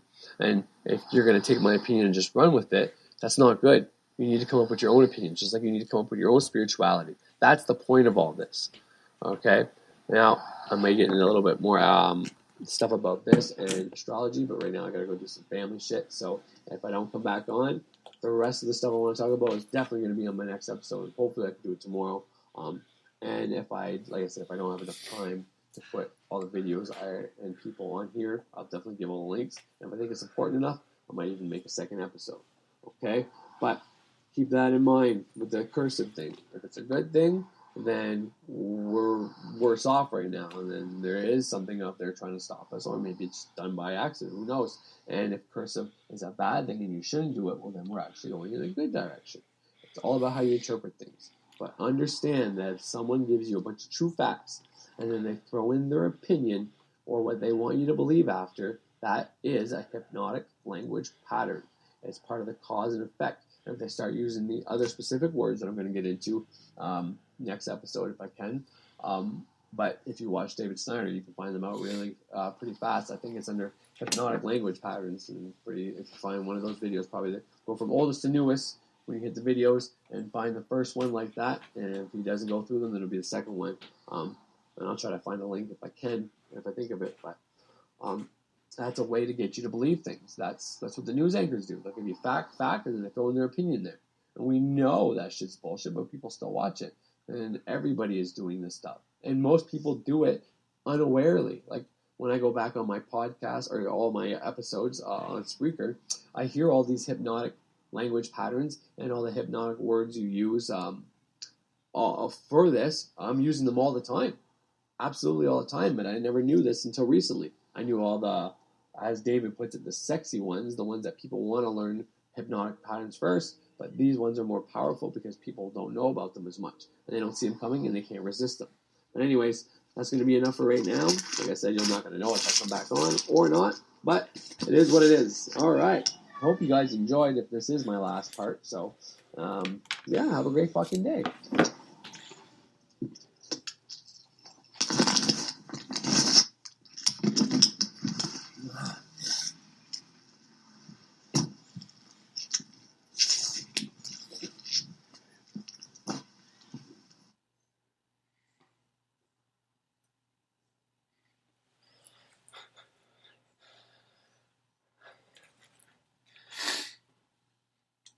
Alright, so I'm going to play the first guy's Epiphany Lectures, and this is one of his later videos, so he's going to reference to a few other videos in it, but anyways, I'm going to put all the links soon.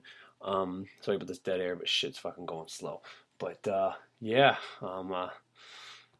this guy, he's got a lot of good information, so I think he's pretty neutralized. He might be polarized in a few senses, but enjoy.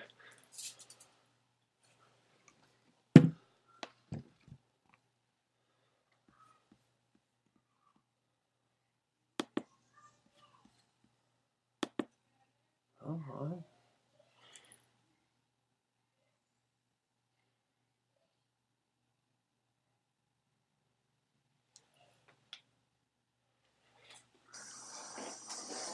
Alright, today I'll be discussing how to use words and make them manifest for you.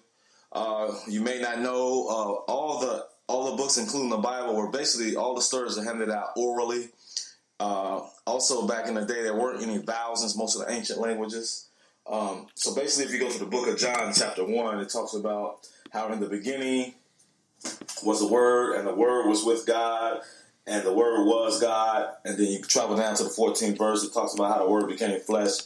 Scholars will tell you, and even the actual passages will tell you literally that it's referring to Jesus, John witnessing that Jesus is the light, so on and so forth.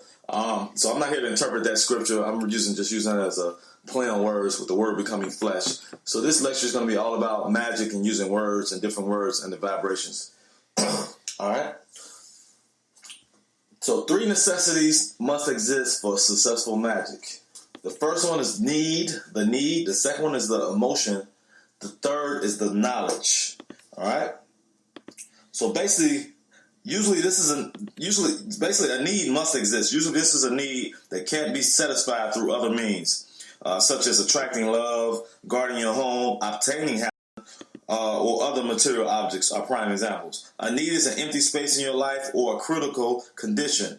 This can be danger or some type of health issue that must be worked on immediately. Basically, magic fills this vacuum or corrects the condition, thereby fulfilling the need. Along with the need, there must be emotion.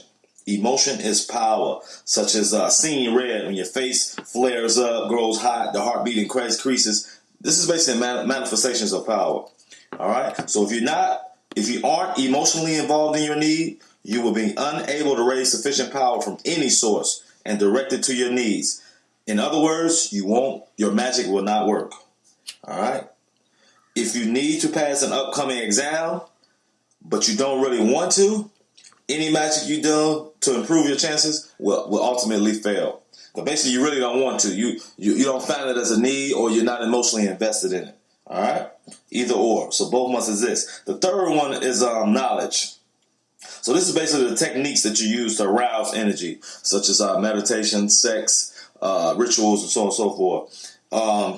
And other natural objects, such as candles and stones, and so on and so forth. All right? The knowledge includes visualization, basics of ritual, concentration, and the reality of power.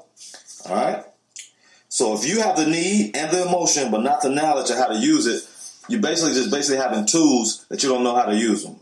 That's the only analogy I can come up with. All right, once the need, the emotion, and the knowledge are present, then you can begin to practice magic.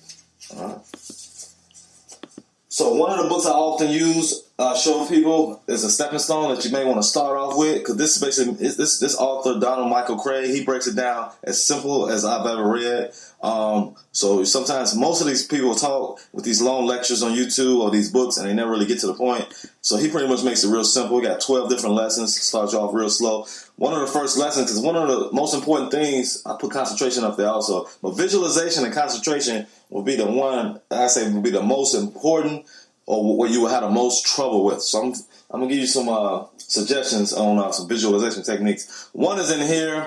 It's about visualizing like I want to say, I can't remember what color, a golden ball rising from your solar plexus or your stomach area and then covering your body. That's one visualization technique. You'll hear this stuff a lot of places. Another one is using your two eyes and your third eye, which is sort of in the middle of your head and up, like right in, like around your forehead area, and visualizing a pyramid. Another technique you can practice every day, this is definitely strengthen your visualizations, is get a plain white, you can use typing paper, white paper with a black object on it with some type of shape other than a circle. A circle is pretty easy. So maybe a star shape, a human shape or something like that. Some type of black object on that white blank piece of paper. Stare at it for a while, about a minute. Take your eyes off of it and project your eyes on another blank surface, maybe a blank wall, a white wall, or something else white, or another white sheet of paper. That image should be in your mind's eye, and you should be able to try to see how long you can hold it. So your goal is to try to hold it for as long as you can without losing focus. So that's going to strengthen your visualization. Because what you want to do is oftentimes is visualize. I told you that's the name of this game. You want to think, like I said, you need to need the emotion, and this is a technique, or this is a knowledge of a technique that you can strengthen, because you're going to start using the sigils that I showed you how to make, and you can project those in your mind's eye. And if you can hold that sigil, especially through sex, I haven't did a video on sex magic, but just using it in regular magic, you can project your sigil onto a blank surface and see how long you can hold that. And whenever you want to think about that sigil, you can activate it instantly. All right, so if you're not familiar with what I'm talking about with sigils, just go to the other videos. I will speak about it because the Greek word for word is logo. So, logos, it means word in Greek. So, I already talked about these different logos and how most of the restaurant logos only deal with the first three chakras. So that's why they're all red, yellow, and orange. All right, so you're dealing with logos, sigils, talismans. So I talked about that in other videos. All right. So another visualization technique, I told you about those original H cells that's in the base of your spine. I want to show you visually, but you got to think of a three-dimensional 6-point star. This is your Merkaba. When I discuss Ka and Ba and all that stuff, but this is your Merkaba. So this is what you can visualize a three-dimensional. In the Bible, it may call it the Star of David. In magic, it's called the Seal of Solomon. But this three-dimensional 6-point star is basically your Merkaba, your vehicle to travel through. You can astral travel, so you can visualize those 8 cells in the base of your spine, turning into the 6-point star and expanding over your body. All right. So some other simple visualization techniques can be close your eyes and see your best friend's face or your favorite piece of clothing, anything. You just got to think about it like this. When you think of when someone tells you about a place, let's say your bedroom, you don't think of the word bedroom. You think of things in your bedroom. So you're basically using your mind's eye. It's pretty simple as that. But most of us lose focus real easily. I know I'm one of those people. All right. So I'm pretty sure you heard the word abracadabra. So that's an old magical abracadabra. So that's one of those we grew up knowing that was like a magical term. It's supposed to be an Aramaic word. I'm not really sure, but they say it means either I create like the word or I create as I speak. I just broke it down. This is just my interpretation. It don't have to be true. It's all about what you. Remember, I told you, magic is subjective. Whatever you believe, you can make it true. You are the God. All right.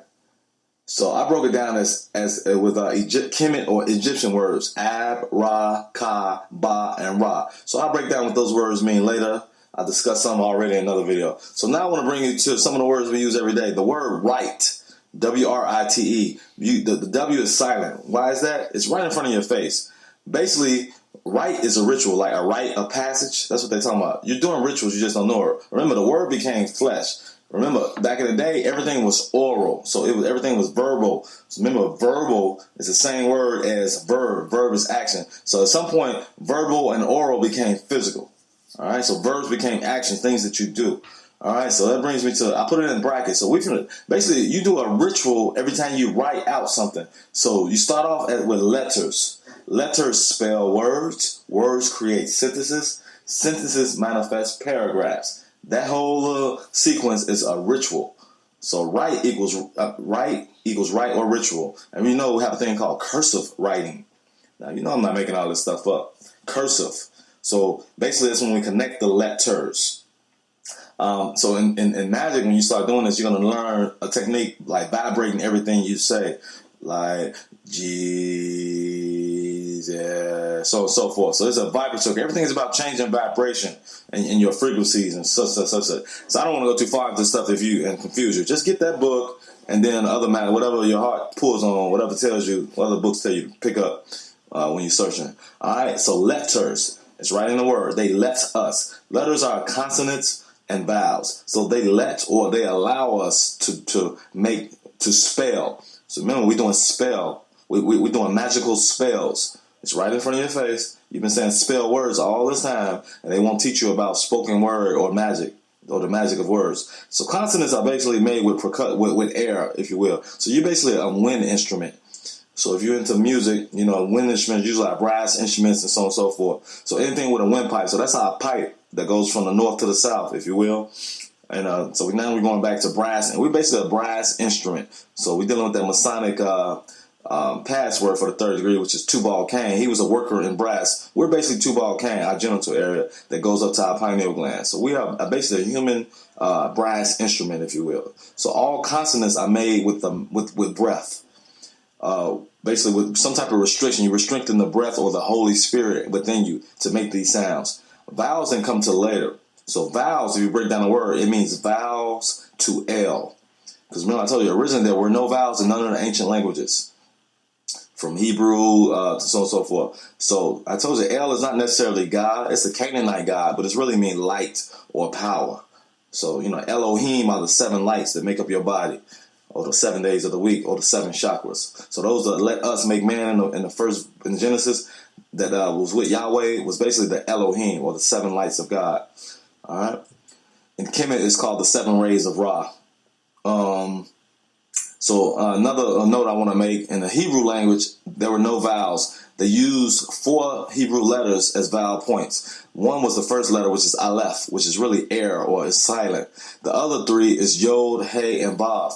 And if you're familiar, if you've been keeping up, that spells Yahweh if you put another Hey at the end. Yod, Hey, Vav, Hey. Or, so you basically, and then Hey, Vav, Hey is basically Eve, Adam's wife.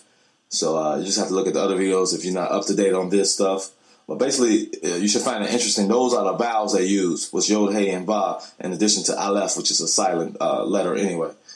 So words and sentences are basically, a sentence is basically a subject and a predicate. A subject is usually a noun or something like that. The predicate always contains a verb. I told you verbal means voice, but nowadays it means action. So this is all talking about how words become physical manifestations.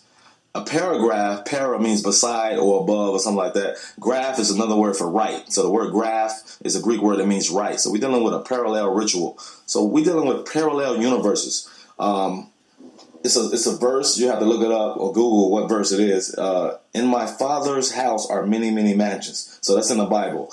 What they're saying, in my Father's mind, because remember, we're in the mind of God. We're elements. El is light or God. Mental is the mind. So we're in the mind of God. And this is his dream. So, and then we dream on our own levels. So that's why it's 3 levels to a dream. That's why I broke down in the Inception video.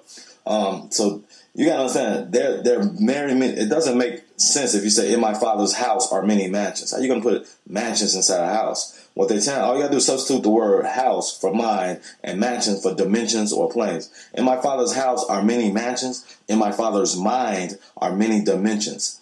But what you got to understand, the reason why they're all under one roof because some people believe, because I show the Kabbalah Tree of Life, that you got to go up to these different levels. They're basically one on top of each other. If you change your vibration, and that's what I'm trying to tell you, with these vibrate these words in different ways, you'll be able to change your vibration, and you'll be able to see what people call ghosts and other beings and so on and so forth. All right? On the astral plane while you're awoke.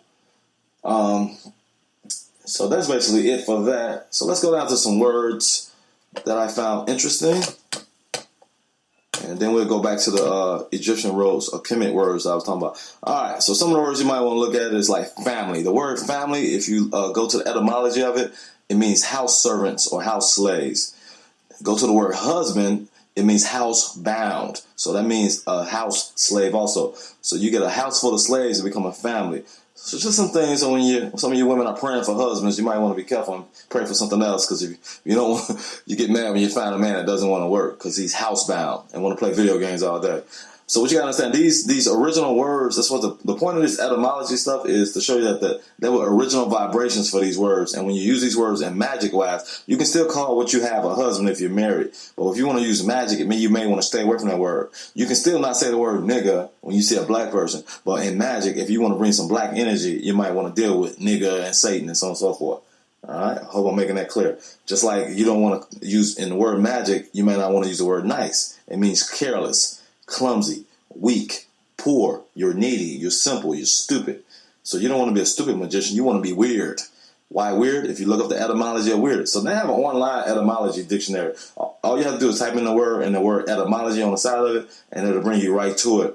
You can also stay on that page and just keep changing the word if you want to learn a different word. The only problem I found is some of the words they don't give you the original etymology of, and you have to find an old dictionary. I used to deal with just books. The internet has been heaven sent, but I pretty much studied all this stuff coming up.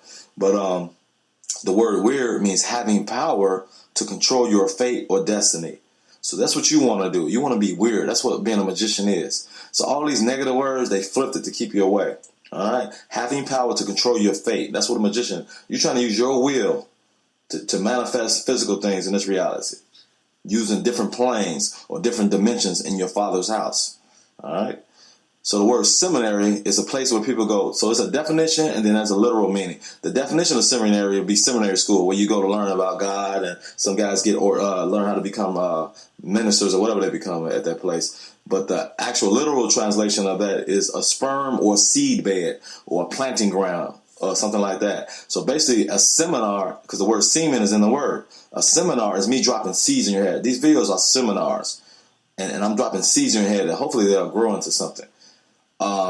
Another word I just like to bring up is thesaurus. You know, the definition might be a book of synonyms and so on and so forth, but it really means hidden or buried treasure. So words are hidden treasures. That's what I'm trying to bring all these words up for. And the reason why I bring up the word seminar and seminary, because you're dealing with all these religious things, either going to be about your body. Religious things are either going to be about your body or the heavens or something else. Like the word deacon, if you have a deacon in your church, it's pretty much this 10 degrees inside the sky. So a deacon is a D-E-C-A-N is the same as D-E-C-E-L-O-N. However they spell deacon of church. They just took it from 10 degrees out the sky. You got 360 degrees. So every sign has 30 degrees. So a deacon is 10 degrees. You know, that's 3 deacon Geminis. It's 3 deacons for every sign. A bishop is 3 degrees of space. So you got deacon, which is 10 degrees of space in the sky. A bishop is 3 degrees. The pontiff, P-O-N-T-I-F-F, that's the pope. Pontiff comes from your brain. It's a piece in your brain called pons, P-O-N-S. So you can look that up. And remember, the pope calls himself the vicar of Christ. That comes from the word. That's where you get the word vicariously. He basically calls himself a stand-in for Christ. He's basically telling he's standing in for Jesus or Christ. And that's what I'm telling you can do. You don't need the pope or the pontiff. You have your own pond or your own brain. And you are the stand-in. I mean, you are the Christ once you illuminate yourself. Some words are not necessarily about, another word that you can look up etymology of is glamour. So all my True Blood fans, you notice the vampires always glamour you, and they make you erase your memory. Basically, glamour is an English, it's just basically another word for grammar and grimoire. So the Bible is a grimoire. Grimoire is basically a book of spells and how you can conjure up demons and angels or whatever you want to call it. So the word glamour means magic or spell. So we're dealing with words again, spelling words. We are the word become flesh. So we're using our bodies as spells, all right, for magical purposes. So if you look up the etymology of glamour, it means grammar and grimoire. That's why when you die, when the word becomes flesh and the flesh dies, you got what? The grim reaper. That's what the grim is. Grim reaper, the word reaper, because you are the word. All right, hope that's making sense. Some other thing, English is a bastard language. Just to show you some confusing stuff if you never paid attention. One of the things, the root word horror, you get words like horrible and horrific. So they both mean bad things. You got the same root word. You just added a suffix, the BLE and the FIC, if you will, or the IC. If you do the same thing with the word terror, you get terrible and terrific. Terrible is bad. Terrific is good. Just to go show you, you can't really go by this English language. You got to really go with common sense. If you can't get etymology wise, you want to start breaking down words. Another word like that is all. When someone is full of all, that's bad. That's awful. But if they got some all, that's awesome. Awesome is good. Awful is bad. So if you get what I'm saying. So some words is not all about the etymology. It's a way how you play on words or puns. So another pun can be question. When you ask a question, you're basically an ion on a quest. What's an ion? It's when you have a different amount of electrons than protons. So basically, we are all ions. We start off as it's an atom with different amount of electrons and protons.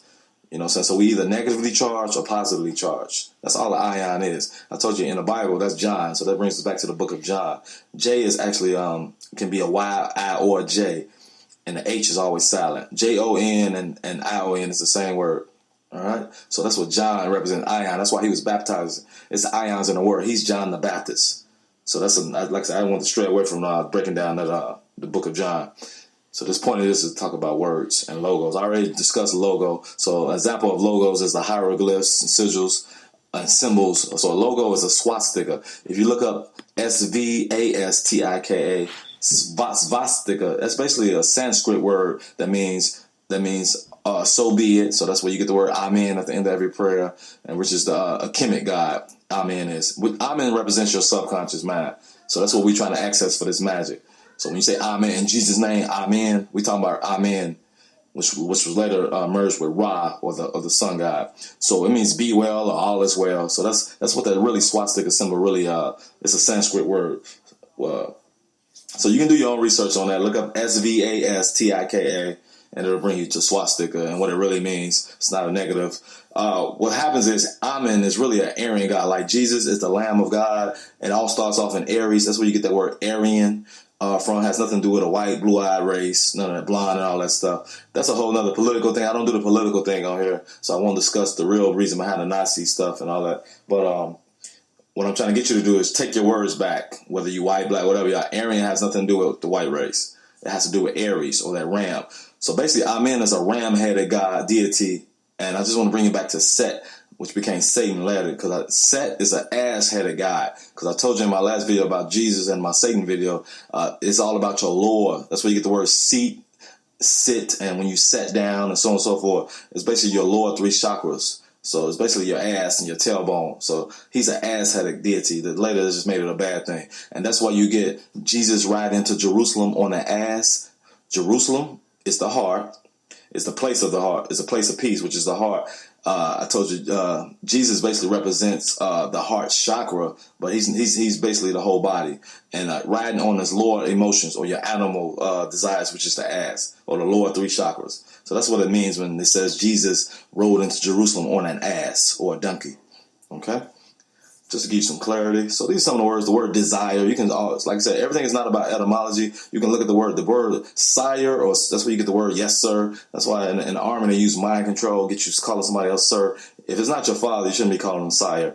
D means without, or something like that. So when you say desire, it means without the father or without sir. So you're basically trying to do magic without the source. It's not necessarily mean masculine. But everything is masculine in this world. So we're dealing with a dragon, but just let's pretend we for the Father in heaven or whatever. So you're basically saying, that's why when you do these logos and sigils, you can't do them with desire, because you're basically doing it without the power of the Father or the source that you came from. So that's why I tell you, all your prayers got to be as if they already been answered. So even if you're in a religious mindset, you already know that. You don't ask for prayers as if they're not answered. You say thank you right after you pray for them. So same thing when you do the sigil work. All right. Sorry, discuss Set and Amen. So let's go back to Abracadabra. So if you look up the Egyptian parts of the soul in Wikipedia, it'll tell you Ab or AB is the heart, which is the seat of thought, the will, the emotion, and the intent. Sometimes spelled IB or IB. So we're dealing with Ab. The mirror or the reciprocal of that is Ba, which can be called personality. So that's another word you can break down as a person's reality. So that's basically how you view things. All right. So this is basically your light body, so on and so forth. So it's a mirror image. So if you look at the word Abba in Hebrew, it means father. So you Ab and Ba together. So your heart is a mirror of your, what's inside your heart should be a mirror of what's outside, which is your personality. All right. So Ka is pretty much what we would call the Holy Ghost or Spirit. It's basically the fifth element. So it's all four elements put together and ether. So Ka, remember, so you're throwing up your arms, the same thing Moses did, so on and so forth. So basically the Holy Ghost or the Holy Spirit in religion. But when you bring Ba and Ka together, after you pass, you get what's called a Ak. Remember I told you in Hebrew, Ak means brother, and so in Arabic also, Ak means brother. So you're basically dealing with the collective conscious. Remember, we're in the mind or the house of God. We all share the same mind and the same source. We just have to all access it. So basically, Ak is basically a living entity. Thought is a living entity. You know, in Kemet, it was called maybe Tahuti or Thoth, where you get the word thought. In Greek, they call him Hermes, the messenger god, so on and so forth. All right, Ra is my own interpretation. I'm going off the aspect that maybe this can be your ego or that demiurge, what they call Yahweh in the Old Testament. Basically because in one mythology it says he believed he created himself. And some it say Ptah created him. So, you know, we're dealing with the same thing that Yahweh thought he was self-created or the top of the food chain. But basically, it's basically the G-O-D in you. So you are God on earth. You are the magician, the generator, operator, and the destroyer. So that's the acronym I would use. If you're a Mason, they use the three Hebrew words, Gomer, Oz, and Debar. Oz is the same as Boaz. It means strength. Gomer means perfected. Debar means word. So Gomer, Gomer, Oz, and Debar, D-A. Just the simple knowing that we've been spelling all our life, but not knowing what to use. We've been told to print certain words. Why should we print certain name in cursive? When I tell you to sign your name, you know what I'm saying? So just gotta kind of pay attention to the stuff, and then you do the knowledge on your own. Well, I want you to get into magic because you need to start breaking this stuff down for yourself and learn how to interpret your dreams. Because your dreams are basically communicate in symbols. That's my only reason for breaking down these Bible words, these stories in the Bible and these movies. Not to offend. But this is just the way you're going to have to learn if you really want to get into this and start doing a dream journal and interpreting your dreams later on. All right? So, like I said, get that Modern Magic book and then start looking up etymology of words. Sometimes just look at words like question and break it down. Question and desire, you can just break it down. It's actually two words. Some start looking at words and see how they look. Like seminary, you can see the word semen in it. You're going to start learning that mostly all this stuff is about your body or the heavenly bodies. All right. So if I've forgotten anything, I'll bring it up in the next one, just like I did with the whole. It was no reason to bring it up. Hey guys, guess what? Come check this out. Check it out. Let's check it out.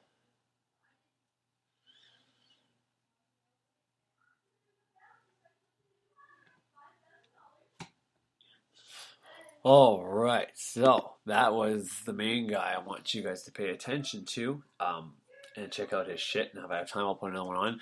Now, this next one's a little bit longer. It's 30 minutes long, but the etymology he brings up in this is very good, very well researched and shit like that. And like I said a while ago, I made my own contradictions with cursive, basically how I said it could be either a good thing or a bad thing, how we're either not doing cursive anymore because we're cursing ourselves and others, or if it's something that actually brings power, if there is no such thing as, cursing people, or if, cursing people, you can still curse people, but let's just say cursive is actually something that could benefit you and make manifestation happen faster. And the fact that we're not doing that anymore, I mean, not necessarily a bad thing, but it's a slower process because there's not just one way to do magic. But the point is the same thing I give you both sides of, and you can easily just give up true facts and then and people will say, well, that's true, so everything else you probably said is true. That made sense. That made sense. That's how you win arguments. That's how you convince people. That's how religion, everything is built on. So anyways, this is him, and like I said, I don't agree with most of the stuff he's saying here, and I don't agree with I'm not aligned with his beliefs. But this is one part out of 3 videos, and the other 2 are I didn't watch the third one yet, and I've only watched half the second one, and because I don't like to subjugate myself to too much of that stuff. And I was watching it late at night, and therefore I was tired, or so I didn't want that to go directly to subconscious. And I'm not going to play all 3 of them on here for you, but I just want to give you the other side of the coin and see, you might relate with some of this stuff, and maybe you might believe what he's saying. And if that's the case, well, kind of shitty, but at the same sense, like I said, it's hard to argue with some of his points, but it doesn't make it real. It doesn't make the queen a fucking lizard. It doesn't make Xanax actually a demon name and something that possesses you, although you can see where that could be possible. But that's why I'm going to go to Epiphany lectures after and play a few more things to give you a better grasp of everything, because even if demons can be summoned by taking pills such as Xanax and things like that, these things are all man-made creations, so like I said.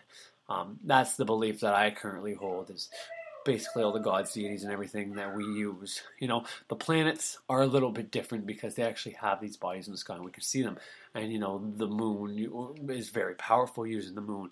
But the moon also has representations that are like personas, like people. Diana,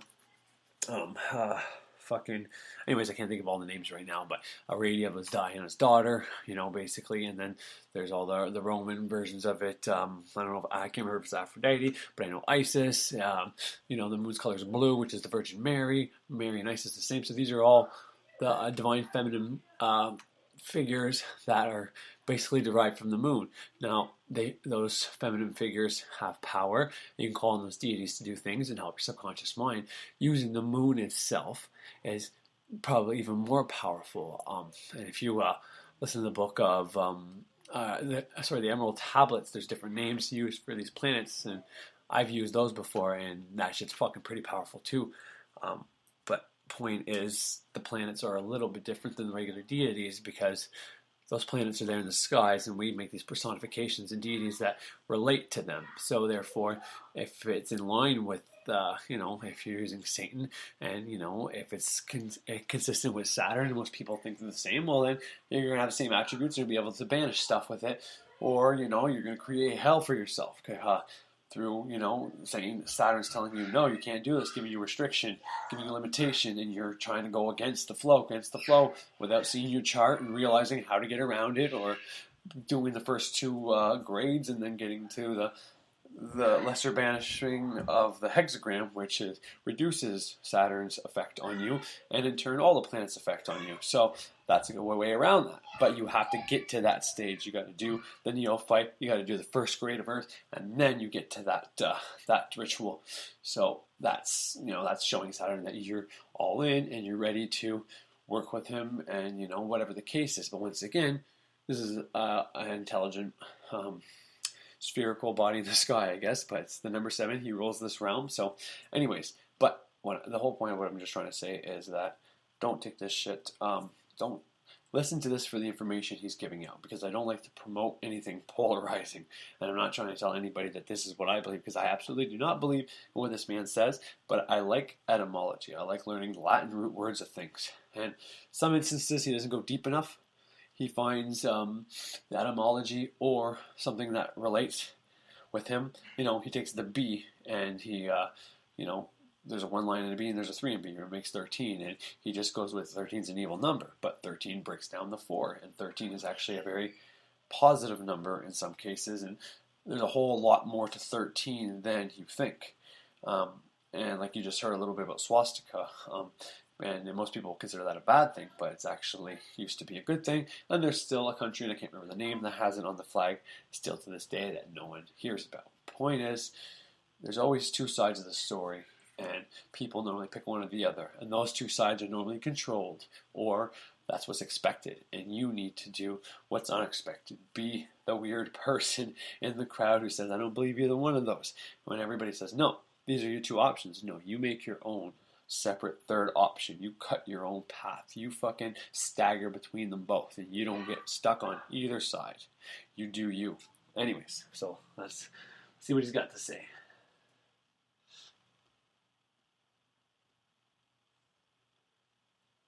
Peace, everybody. This is Unplug 'em. I want to bring you guys one of my very favorite teachings. This is the spelling spells, the curse of cursive, part 1. And I want to jump right into Almighty Creator. I ask you, guide my tongue, guide my heart, guide my mind to be in alignment with your will, for truth to be laid out.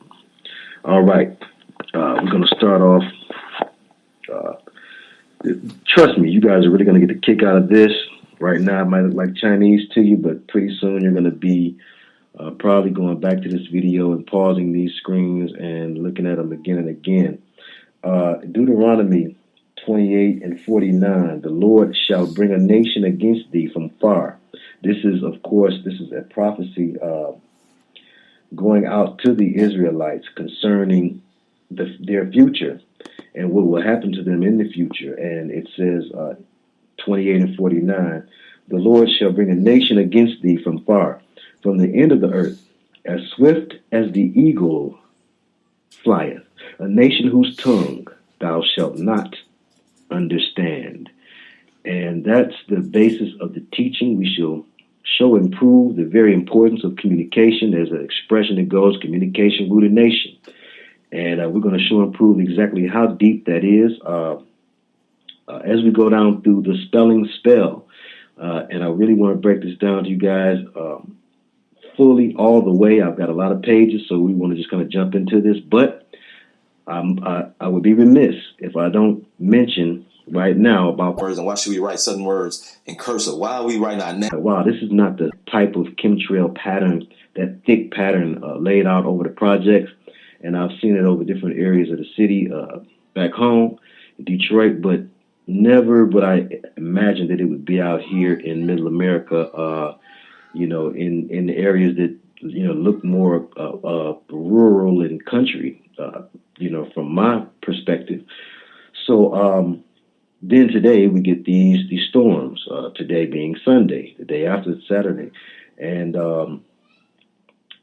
all right in line with the predictions people have had concerning the power grid drill. If you're not aware of the power grid drill, just in short, there are a lot of good truthers who have done a lot of great research and figured out, going all the way back to Beyonce's Super Bowl blackout and the Dark Night, K-N-I-G-H-T, as in N-I-G-H-T, the Dark Night rises, the fervor over that, all of this having to do, and the Purge, the movie The Purge, the 322, the time that the lights went out and the time that they came back on during the Super Bowl, all of these things are supposedly precursors to the 9/11, the new 9/11 that people are talking about, which they're connecting to a blackout. And so how ironic that I just talked to my cousin in Detroit, and he was telling me that almost 400,000 people are without power, okay? And that's about half the city. Now, again, that was all. Just so you know, obviously Super Bowl, Beyonce, this was in 2013, November 18th. So I don't know about all this. I know Detroit's had some issues. The whole thing of Michigan has some issues. And I'll play a video after this from the man I just played for you talking about servitors or egregores or thought forms and how he is pretty sure that's what Beyonce did at that same Super Bowl. And you'll see how these are kind of coolly connected and how I found them within the same day. It's definitely probably not a coincidence. But yeah, this was in 2013 when this was put on YouTube. Just wanted to let you know that. Oh, yeah, fucking. There you go. Throughout Michigan, 400,000 people are without power. And so this, to me, is giving some credence or some evidence to those who have talked about the blackout. So I just wanted to put out some blackout awareness. Every household should have certain things, if it's chemtrail layers in the sky that are being laid in order for HARP to accomplish something, some weather modification connection.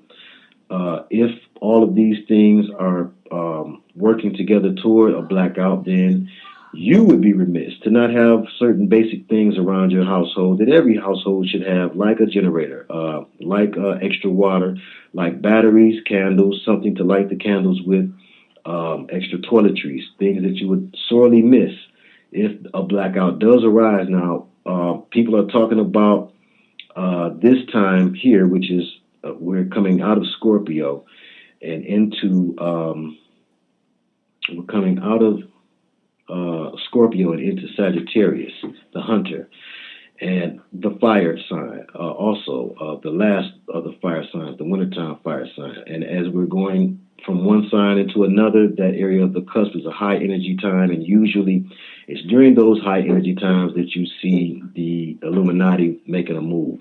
So a lot of people believe, some people believe that that move is soon to be made. So I just wanted to kind of get everybody a little aware of that. And so we're going to move on now with the spelling spell. One way or the other, no matter what happens, certain things you should just have in your household. And it's not a bad idea to do a little blackout practice.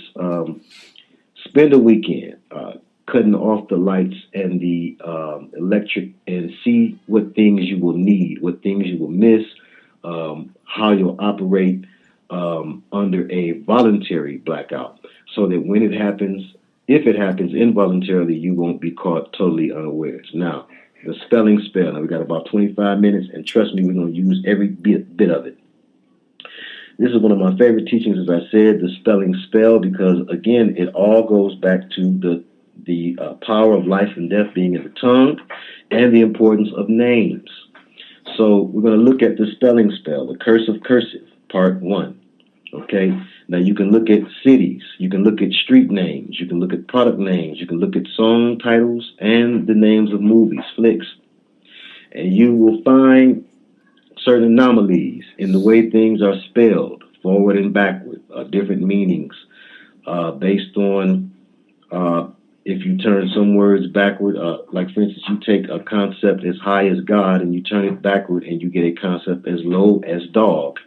And again, I can show you many examples, and I will, and we're going to see why this is so. So it all, I've seen that, but it's to the fact that the teachers themselves are indoctrinated through the Board of Education into teaching little ones witchcraft. Now, again, they're innocent. They don't know any better. But we must break this down because it's the days of revelation. It's time to do that. What is the symbol of the Board of Education? Oh, no. Well, it's a tree. What tree is that? It's the tree of knowledge. Okay? So we're talking about a public school system that was admittedly created by the Masons, a secret society that unapologetically admits to looking at Lucifer as God, and the God of the Bible as being an unjust and angry and unfair, unjust prude of a God. Okay, and that's what they teach you, and that's why you get Luciferianism running rampant throughout Hollywood and the music business. Okay, so when you're young and you do well at spelling, you may be asked to compete in the spelling bee. Now, it's interesting. The spelling bee. Why is it called a spelling bee? Why not a spelling ant? Well, a bee. The B, the letter B, is a big deal in Masonic symbolism because it represents the 13. And 13 is nothing but, we don't have fear of any numbers or letters, but we're going to break down what those who put magical connotations to these things. We're going to break down what they believe and what they intend. And of course, once you know someone's intent and what they're really up to, it's hard for them to accomplish it, right? Especially if they need your ignorance in order to do so. So we're going to look at why the bee. Well, bees are a lesser known Masonic sign, a lesser known Masonic imagery. Why? Is it because they're builders? Is it because they operate with a hive mind? Is it because they're deadly? All of these things are things we can relate to the Masons. Is it? And again, the Masons are but the most popular of secret societies, and so the squeaky wheel get the oil. Okay, we know that it's the Order of Sin or the Order of the Serpent, the Brotherhood of the Snake. That is the oldest secret society and is truly the culprit behind everything still today. These ancient secret societies have cloaked themselves and renamed themselves and remade themselves and transformed into the many secret societies that we see today, the most powerful of which we know being the Freemasons. So sorry, you guys, but you get the bad rap because of your association. Okay, the Royal Order. Bees operate under a royal order, as do the secret societies. They operate under a queen. And in the case of Queen Elizabeth, Beth being Hebrew for house, the house of lizards, Elizabeth is what that means, it was directly related. You have Latifah, Queen Latifah, who plays in this movie, Secret Life of Bees, which happens to be the last movie the movie that Jennifer Hudson was promoting when her family was sacrificed and slaughtered. It was this movie, Secret Life of Bees. And most researchers and truthers will say that it was because of her initiation into the secret society that she lost her 3 family members in such a tragic and sudden way. Bees symbolize the witches and warlocks within the secret society. Why? Because they operate under a hive and they have a unified mindset. So, we broke down the B part of spelling bee. Well, now let's look at spelling itself. Now, the science of putting together symbols to create words which express meanings, that science is not called wording, although it's the science of creating words.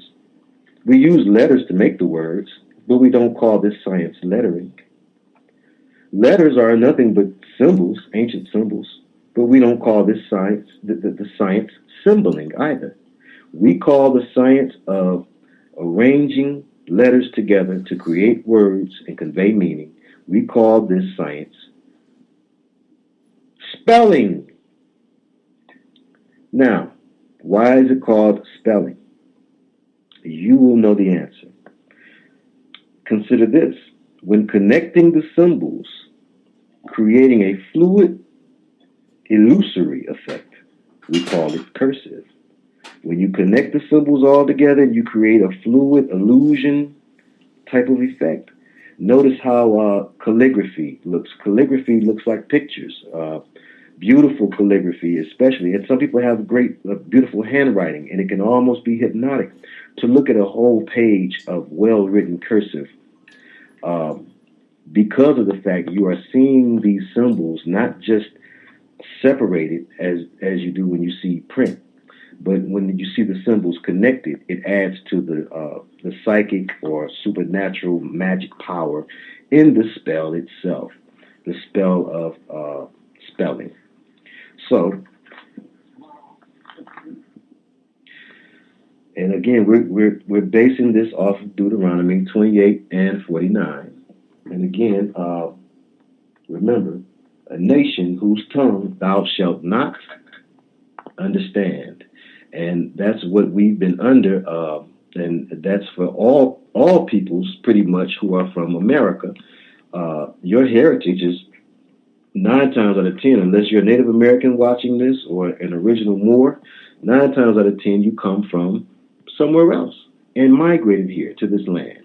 And once you were brought here to this land, there's a language that you must learn in order to get along, and that language is English. And I should have done English, an actual breakdown of the word English, and we can see that that comes directly from Anglo, and the word angel is nothing but a way of saying Anglo of L, okay, which is a racial term. We know that it was called the Malaki in Hebrew, okay, or the Malakut for the plural.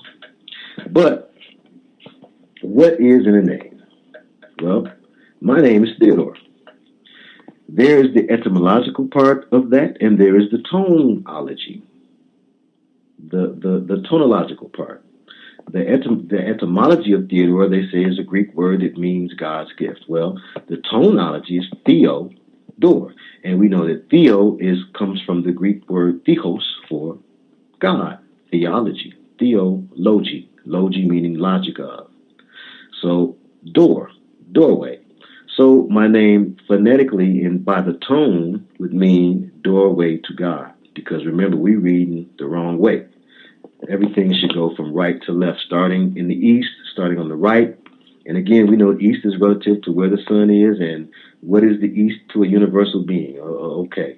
But by the orientation that we use, we start everything on the right side or the east side of things, and then we move west. And how ironic, that's how a lot of cities are populated.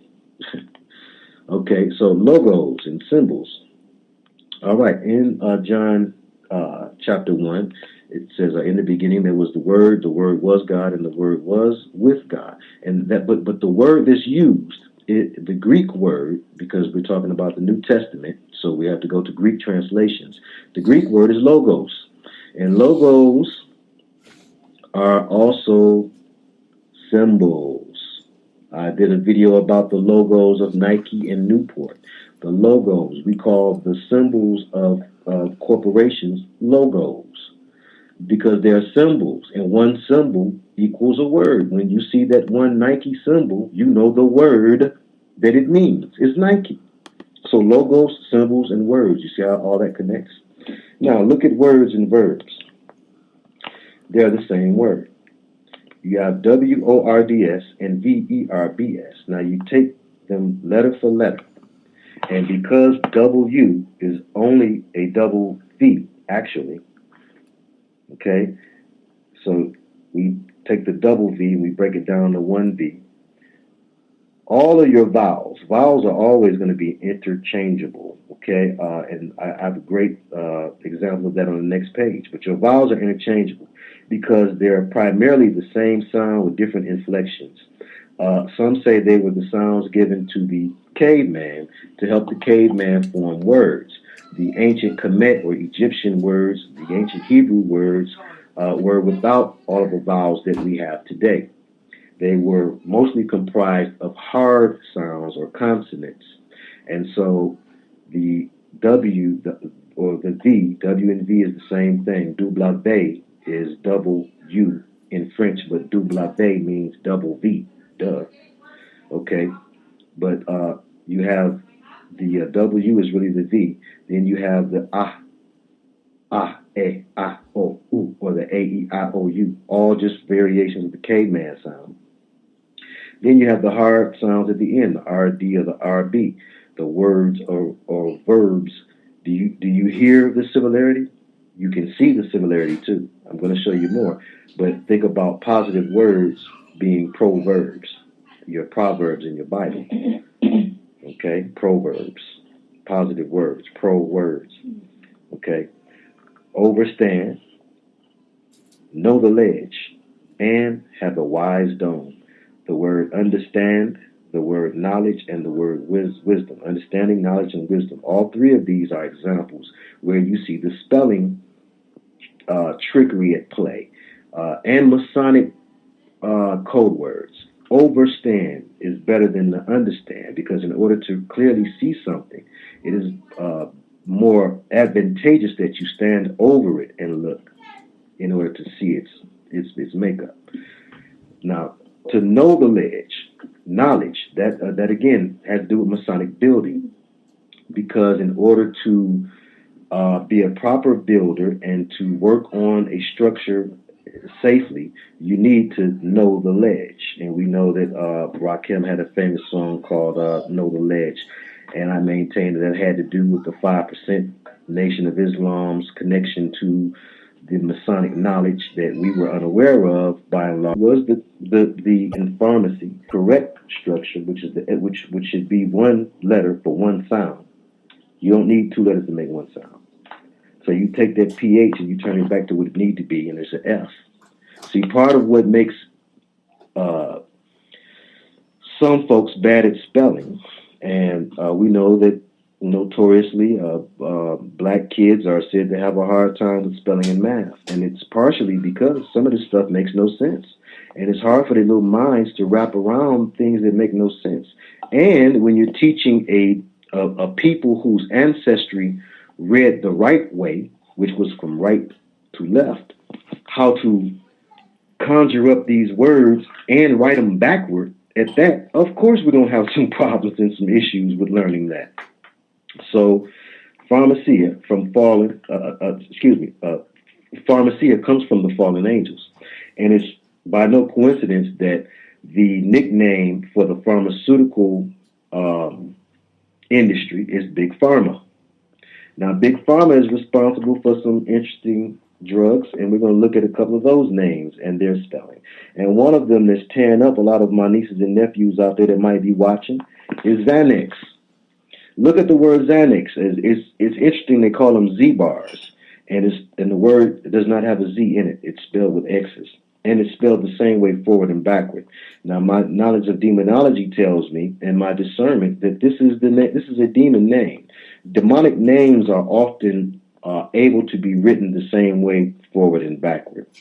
And I maintain that Xanax is one of those such names, and they call them Z-bars. And the behavior that people exhibit once they are under the influence of Xanax is akin to demon possession. I know people that struggle with taking bars, and all of you young brothers who think it's something cool to take bars, you will end up behind bars from taking bars, because it will change your nature and your ability to control yourself, and you're going to end up doing something stupid or crazy, either off the influence of, and you give it means something backward that relate to one another. Now, Luciferians would like to have you believe and speak life into the devil. So, of course, devil backwards is lived, and evil backwards is lived. We have to remember, Daniel and Noah Webster are key to how we spell things and our understanding of spelling. They're key. They were father and son lawyers, founding fathers of the nation. And when I was a kid in school, I remember we had a story we had to read called The Devil and Daniel Webster. And it was required reading. And I've since, after doing these teachings, looked it up to find out about it. And it's still required reading in some places, but a lot of folks are familiar with this book. In the book, Daniel Webster battles the devil because Daniel Webster's ability to use words in wordplay is supposed to rival the devil, and they have a bet or competition to see who can beat, who has the better command of words, and Daniel Webster wins in the end. But you look at your dictionary, which should really be called a definitionary, but because it's trying to get you to say the word a certain way, that's how you put the magic in it. It's really about your diction. Diction is how you say something. So it's called a dictionary, and right there it should be some question, because it should be called a definitionary. But it's not. So we look at other words. Inspiration. Well, spire is your root word for spirit. Inspiration often comes to a musician or an artist or a painter or a writer by way of a spirit. They used to call it a muse, which is where you get your word music, a sick muse. All right, a person. Now you got per hour, per capita for your income. Per means a or each. A person. Son is where you get sonic. This is Latin now. So per is a and son is sound. So a person is just a sound. You ever have somebody say you got a good vibration? What is a vibration? A sound. That person has a bad vibe. That person has a bad sound. What does a dog bark at when they feel some bad vibe on a person? It's a bad sound coming off of that person, and that dog can hear that frequency that you cannot. And so can babies. But let's continue. Now, this is an example of what I was saying before. All of your hard sounds are mostly original letters. And this is going to have to be a two-part teaching I'm seeing now, because I know I got 30 minutes, and we're almost coming to a close on the 30-minute mark. So I'm going to rush a little bit here, but I want to get all of this in, so this will be two parts. I'm sorry, I like to get it all in one part for y'all if I can. But this right here. Great example. You can take each vowel and you can stick any vowel in between, and you pretty much get the same meaning. It's about the hard sounds. So here we take BLND for our hard sounds. Boo, nd. And we can put an A in the middle, and it can be bland. And we're going to do that here. Just give me a second here. We're going to put an A there for bland. And we can put an E in the middle, and it'll be blend. We can go all the way down now, the vowels. And just to show you that it's the consonants that are superior. Vowels are pretty much interchangeable. We can put an I in the middle, and it'll be blind. You got A, E, I. Let's go with O. You can put an O in the middle, and it'll be blonde. And you can put a U in the middle, and it'll be blonde, which is the Latin original of blonde and the original of blunt, because D and T are interchangeable letters, and we will find more interchangeable letters as we continue through this. But bland, blend, blind, blonde, and blunt, or blunt, all relate, do they not? A bland thing doesn't have much taste. A blend is not the original thing. Bland, lacking in taste. Blend, lacking in originality. Blind, lacking in sight. Blonde, lacking in color. Blunt, lacking in tact. So it all has to do with lacking. You see? And we can also, we can relate some of these things also to the era of the caveman, and how the caveman's living was bland. He comes from the original man. He was a blend. Living in caves in the darkness will make you blind. Lack of melanin in your hair will cause you to be blonde, and lack of civilization will cause you to be blunt. Now, we can also do the same thing with the word sex, and six. So we're coming to a close in this one. This will be part 1. I'm just going to show you guys the page so you can maybe jump ahead and get ready for part 2, because we're going to really try to rock the spot. Shalom.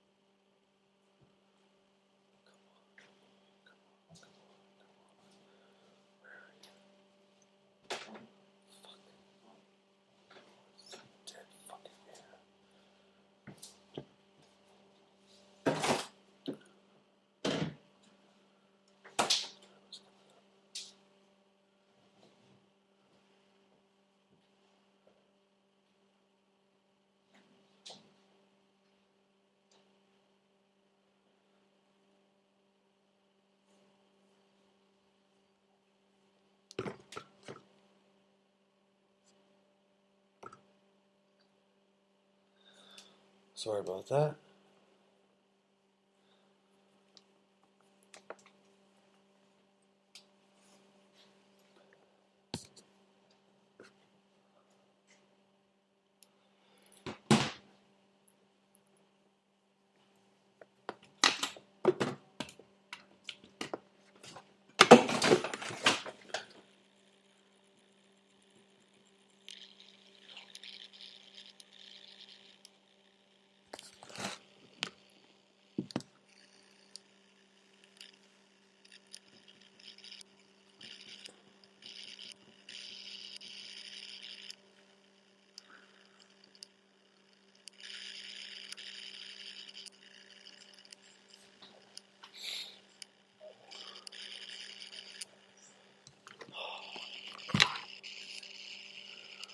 What the fuck is going on?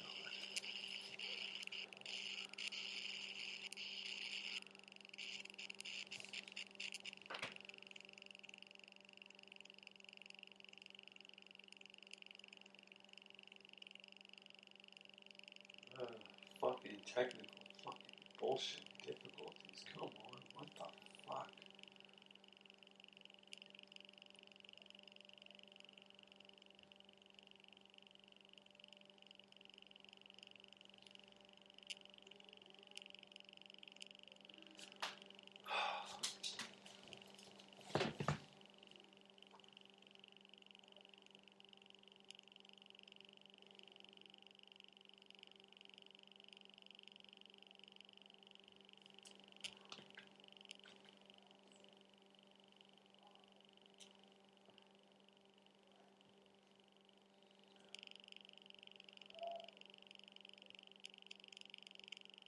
Fucking stupid fucking shit.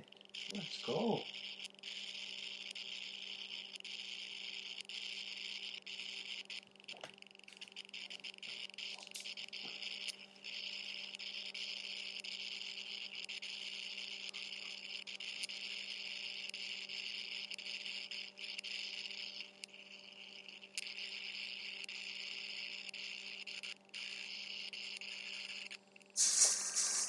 So one of the books I often use, show people is a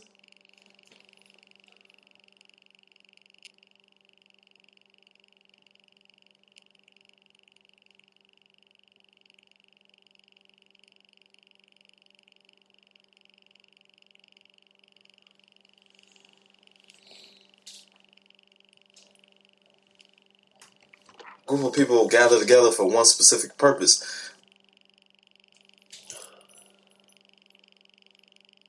Alright, here we go. Sorry about that. Shh. Alright, today we're going to talk about another step into becoming a magician. So hopefully you started your dream journal by now. If not, check out my video on Dream Diary.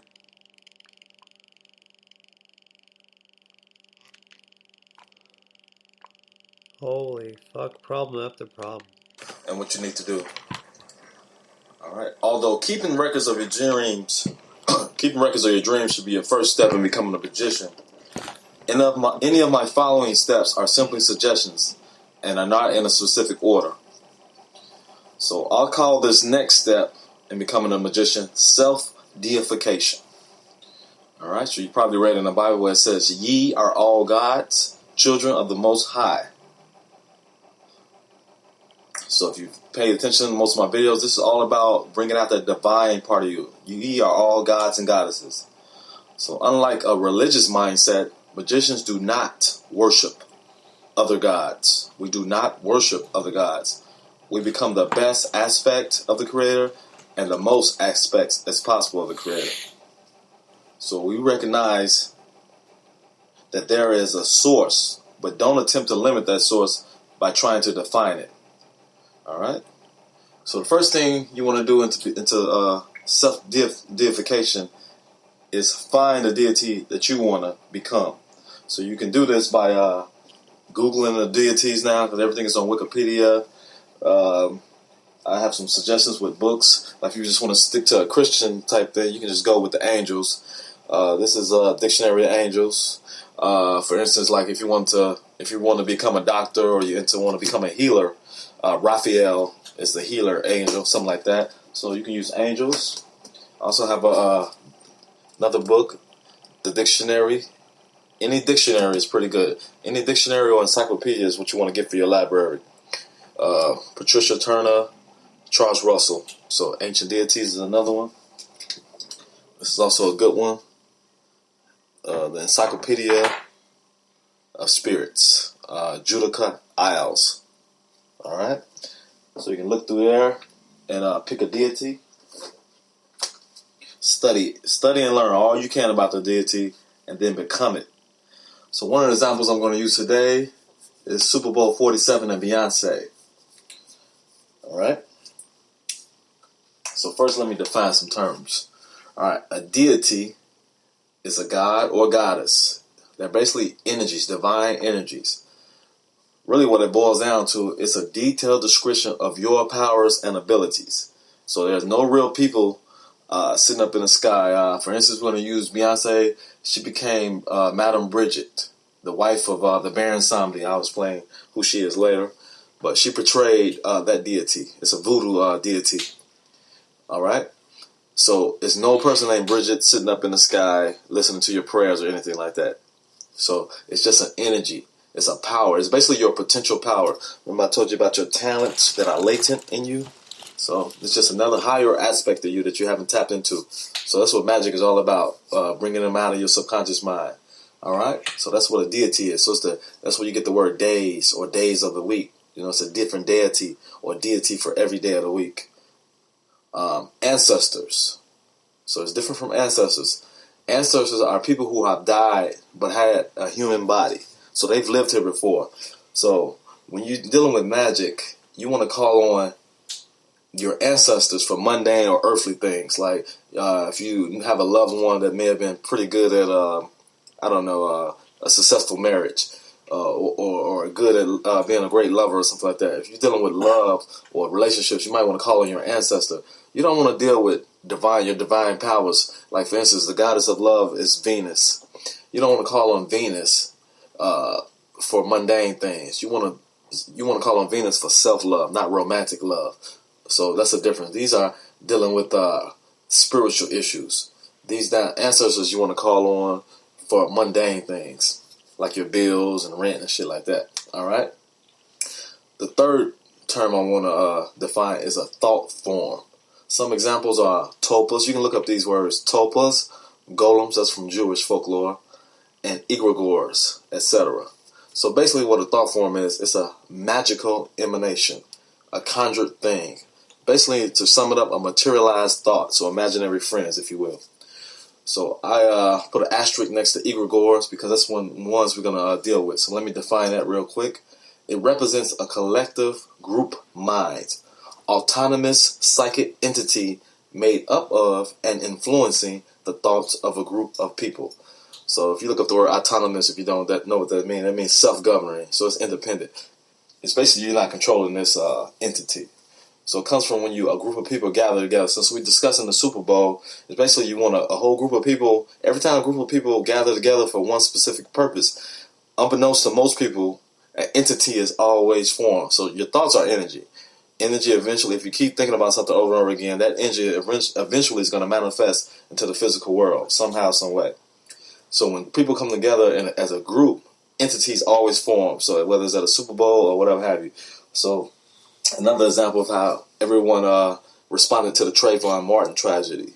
So everyone wanted to come together and wear hoodies. So they created an entity. Skittles decided to capitalize on that. They did a ritual off of it. And if you do your research, that's when they came out with the dark side Skittles. Because remember Trayvon Martin went to the store and bought some Skittles. So they came out with a new brand of Skittles called Dark Side. You know, the whole Skittles thing is about chasing the rainbow. So if you know about the rainbow, the 7 colors or the chakras, dealing with the 7 Hebrew letters. All right? So that's what the egregore. So what magicians try to do is they know these entities are created. So what they do is they name the entity and they can go ahead and do a ritual with it. It's okay. So Super Bowl 47, if you don't know what happened, Destiny Child's with the halftime group. And you remember, somewhere in the third quarter, the lights went out for 33 minutes. Now, I just Googled this again just to research it again because I can remember which Super Bowl it was. Wikipedia says 34 minutes, but when I looked at this last year, every newspaper article said 33 minutes. They did it on purpose. If you may not know, Beyonce may be an Eastern Star at the very least. I don't know what else she may be into, but she should be an Eastern Star. One of her thought forms is Sasha Fearless. So she made up this entity called Sasha Fearless. All right. The deity she chose was Man Brigitte. Brigitte is a voodoo spirit. She's the wife of Baron Samedi. All right. So just Google that. I'll talk about them a little bit later. The lights went out for 33 minutes. And remember, she made sure she took credit for that happening. She said, I did that. So it was a ritual she was doing. 33 once again, or the spine, the energy in the spine. Remember, you was in a super dome. So that was the super dome, and the dome is pretty much symbolizing your head. So the 30 Forward and people died. So and they knew what they were doing. Because if you notice, one of the commercials around halftime was Stevie Wonder talking about his mojo. Mojo is a voodoo term meaning magic or magnetic quality. It's a charm that keeps evil away. Slangly, we use it for I lost my mojo. It's usually talking about your sex drive or something like that, or anything talent. Like if you're talking about sports, I gotta get my mojo back. So slangily, it means sex, anything to do with sex or some type of talent. So once again, we're dealing with our talent or our powers again. The part that Stevie Wonder played was Baron Samedi. The word Samedi means Saturday, so you're dealing with Saturday or Saturn or Satan again, or in Roman mythology call him Chronos, which is time, because we're trapped in these bodies or time. So Hebrew Israelites and everybody, they do their Sabbath on Saturday. I told you the middle finger, the reason why it became a fuck you finger or became associated with something negative because of is ruled by Saturn. So if you look at palmistry, you will see each finger is ruled by a different planet. The middle finger is ruled by Saturn. So Samedi is another word for Saturday. He's the Baron of Saturday. So he's the master of the dead, also a giver of life. He specializes in voodoo curses, magic, ancestor worship, and death. His wife is what they call a death Lao. So she's Laos are spirits. They really say they're technically not deities, but because if these voodoo people also have a religious mindset, so they worship and they serve these spirits but we're trying to do magic, so we're not going to worship these spirits. We're just going to lump them in as deities or deities. So when you look it up, it's going to say it's not a deity, it's a spirit, but so be it. So she's the wife of Baron Samedi. She's the protector of gravestones in cemeteries if they are properly marked with the cross. So we're dealing with ravens and the dead. We're dealing with her husband is the master of magic and so on and so forth, ancestor worship. We told you we had people who died in the Superdome, which is the head now. It's serving as the head for this ritual. The 33 minutes the lights were out, so you were not illuminated. You wrote, she got the light back on in the head or the Superdome after raising it through the 33 minutes or 33 vertebrae. All right, she created, an entity was created just by coming together just for the Super Bowl, and the energy created for the panic from when the lights went out. In the Pepsi commercial, the word mojo was used, so you can go back and watch that commercial with Stevie Wonder.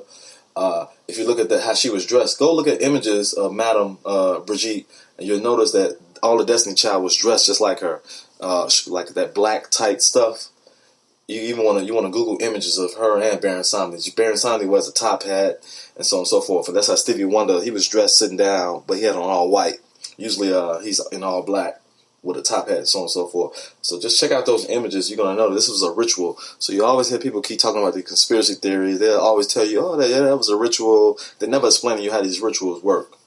So you basically, everything is about energy. So they allow Beyonce to do this ritual and absorb some of this energy. What she did with it, I don't know, but she's a very successful woman.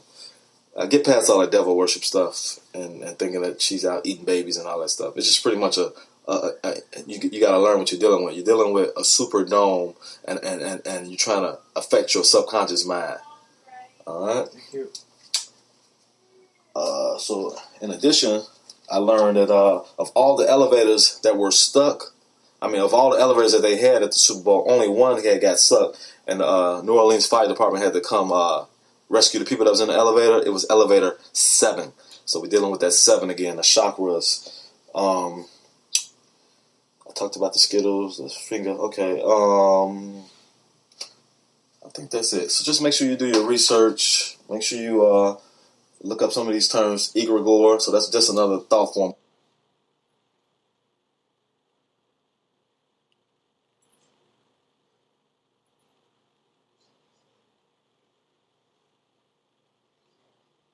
With that of the person that created the entity. So it basically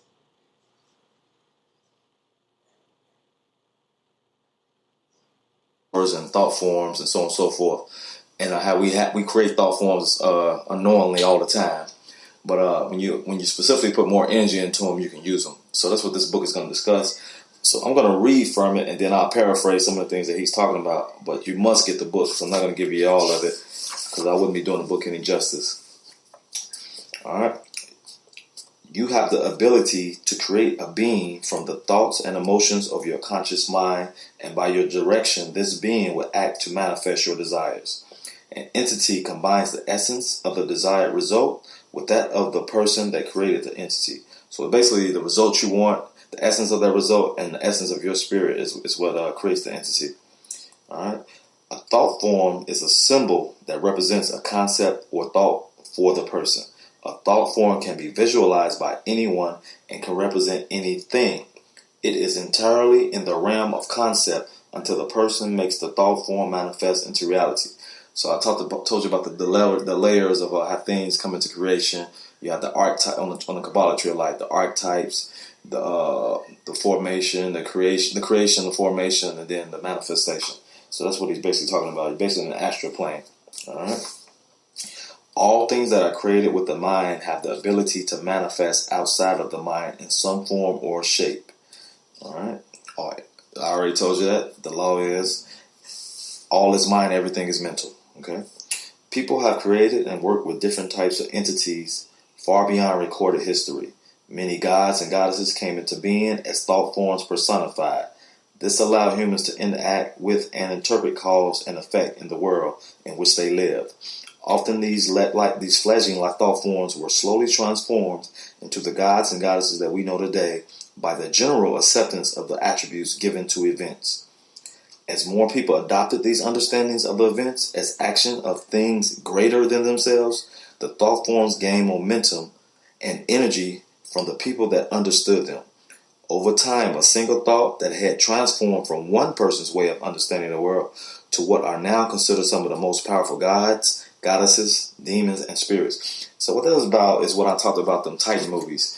In the Titan movie, it tells you that we created those gods, and the only reason why they're existing is because we're worshiping them. So they talked about, like, if these people stop worshiping us or loving us, we'll die. So Hades got the idea. He also said, as long as they fear us, also we can stay. That's energy too. So Hades, who represents hell or the devil, he's the one that came with the idea that not only does love and worship keep them going, also fear. All right, so check out the Titan movies. They give that little bit away. So that's what that was talking about. How we created these entities back in the day, and now we've forgotten what they was for. So the people who picked up these energy thought forms, they started worshiping them as greater than them. All right. So often people would house entities in things such as cats, bottles, gems, and statues. So this is telling you can use things. You're probably familiar with the black cat, with the witch or whatever. But it's not the cat that's a familiar or entity. It's the energy you put into it. You can see a movie like Fallen with Denzel Washington, where the entity kept bouncing around from different people through touch. So that's an example. Because I think it's Azazel was the Azazel or something was the angel that was in that movie in Fallen. All right, by taking specific thoughts and emotions and identifying them with things like names, symbolic attributes, etc., we are better able to work with them in a conscious manner. So that's basically saying the reason why these are made. Most people, we can deal with tangible things like thought forms easier than intangible things. So we'll create these things and put them in something that we can look at and talk to, like a statue or a cat. That's what the movie Ted was really about. He didn't have a friend. He got bullied a lot, so he put all his energy into that teddy bear and made an imaginary friend that eventually came to life because he gave all his energy to that teddy bear. And the thought form later on became worship. I wouldn't say worship, but yeah, worship by everybody. If you watch the movie, he became a celebrity, Ted. So he was worshipped by everybody, and then he became more real to everybody. All right. So that's what that movie was really about. Drop Dead Fred is another one. When someone studies magic long enough, they will come to understand that we only have company in life due to the illusion of being separated. Everything that we experience, perceive, or understand in any way has been created within our own minds. The world as we understand it was created by us through our experiences. Only we have the ability to change the things in our world, and our mind gives us the ability to do that. So this is basically talking about something that's going to be hard for you to grasp, but eventually you'll come to that realization. In the movie Matrix, they show how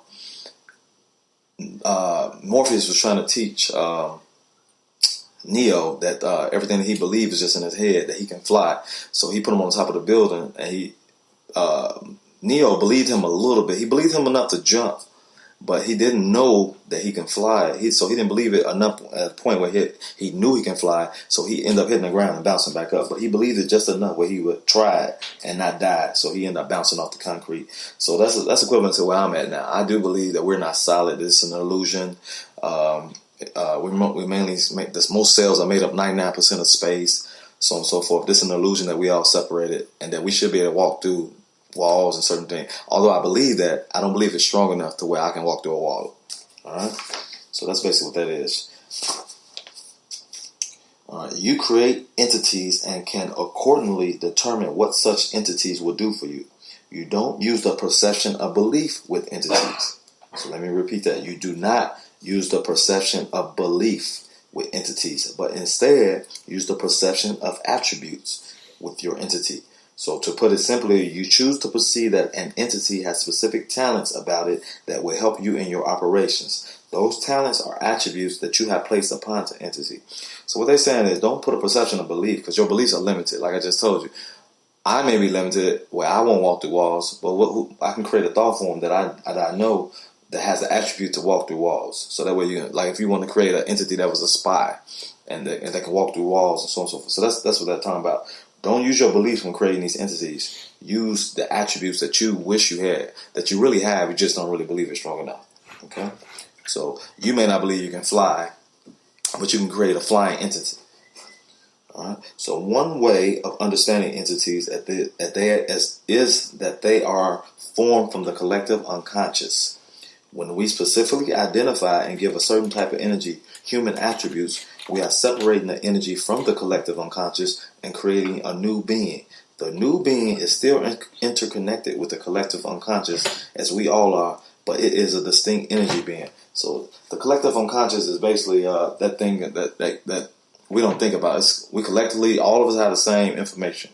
Like a lot of you guys be asking me questions, and I appreciate that you believe I know things. But what I'm telling you is, you can know everything I know and more, because it's a data bank that has all these answers. If you learn how to meditate, you can get the same answers. As a matter of fact, this book teaches you how to create an entity, an astral messenger that can go get answers for you. So it's in this place, what they call something called the Akashic record. So Aaliyah in the Queen of the Damned, her character was called Akasha because she was the snake, so she slithered in the movie. So her name was Akasha, but that's basically Akasha record. The record is basically a library that we all share, but unconsciously. Like that's the place that teaches that controls our heartbeat, our breathing. We don't have to think about this stuff. Unconsciously, we breathe naturally. So that energy source is what they're talking about. So we create an entity from the energy source. All right? If entities are formed from thoughts and emotions, what were they before they were formed? So that was the question. Most other theories seem to make reference to a great mass of energy. This energy, sometimes called creative life force, exists in all things and expands beyond human understanding.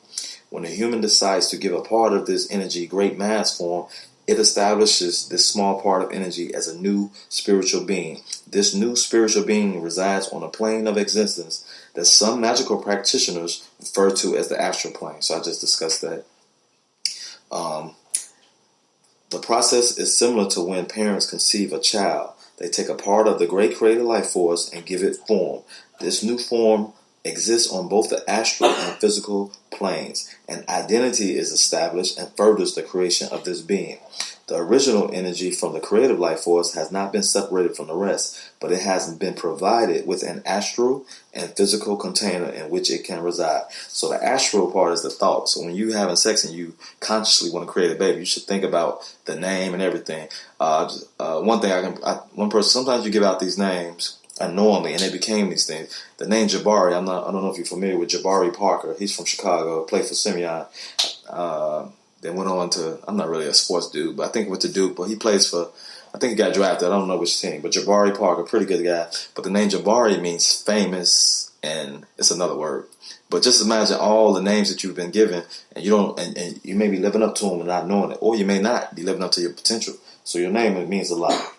So I just thought about Jabari. I was researching some names today, so Jabari came. So that name, this pretend his parents meant to do that, and they had a thought of a famous child. So that thought resides in the astral plane. The container is his actual physical body. So the Jabari Parker in the physical form is what has been created. So everything that exists in the physical exists in what we call the astral plane, or your dream world. So that's why I tell you, you can go to your dreams and get things and bring them back to the physical. All right. Creating magical entities can be as easy or as hard as you would like it to be. Even with the least amount of preparation, you can produce a results-focused entity. Of course, the more that you put into your entity, the better your chances are of gaining the results that you desire. After creating the entity, little of your own energy is required to produce the results desired. Because of this, you are able to devote your time and energy to other things as you wish. So it's similar to a sigil. Once you make it, You store it and you give it you consecrate it, if you will. You just don't think about it anymore. It'll do its work. It'll manifest itself eventually. A magical entity can be used for several magical tasks at the same time. So you don't have to just make an entity for one task and then make another entity. You can make it for a couple of tasks at one time. They can be created to be astral messengers. I mentioned that already. They can help you learn a specific skill. For some people, it is easier to use entities to bring on magical results.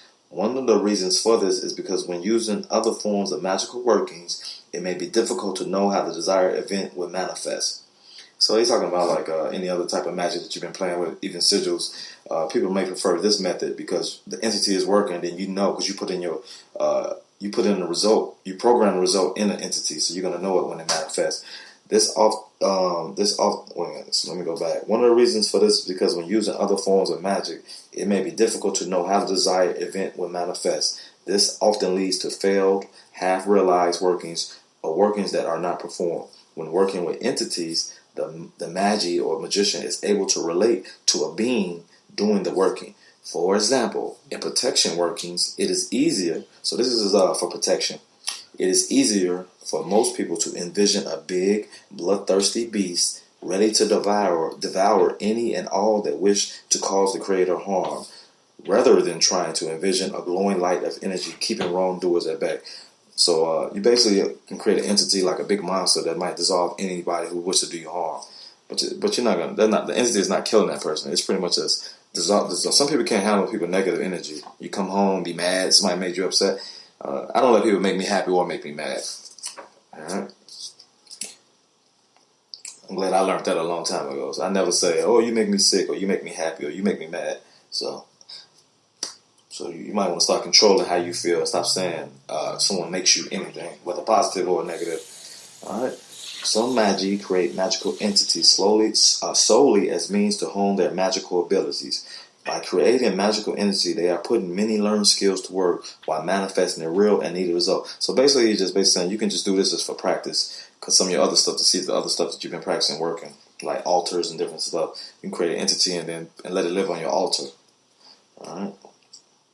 So other examples can be used for finding rare books, aiding in job search, helping sales of a product, irritating an enemy, protecting a house, etc., etc.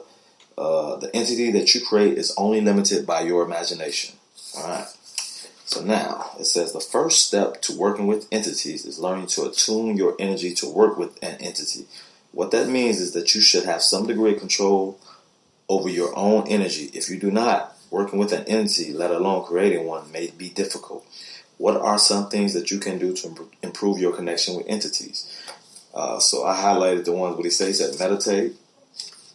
And he gives paragraphs on these. I won't go into exercise, diet, sleep, visualization. I will go into. I always talk about visualization. So another tool in your toolbox is the art of creative visualization.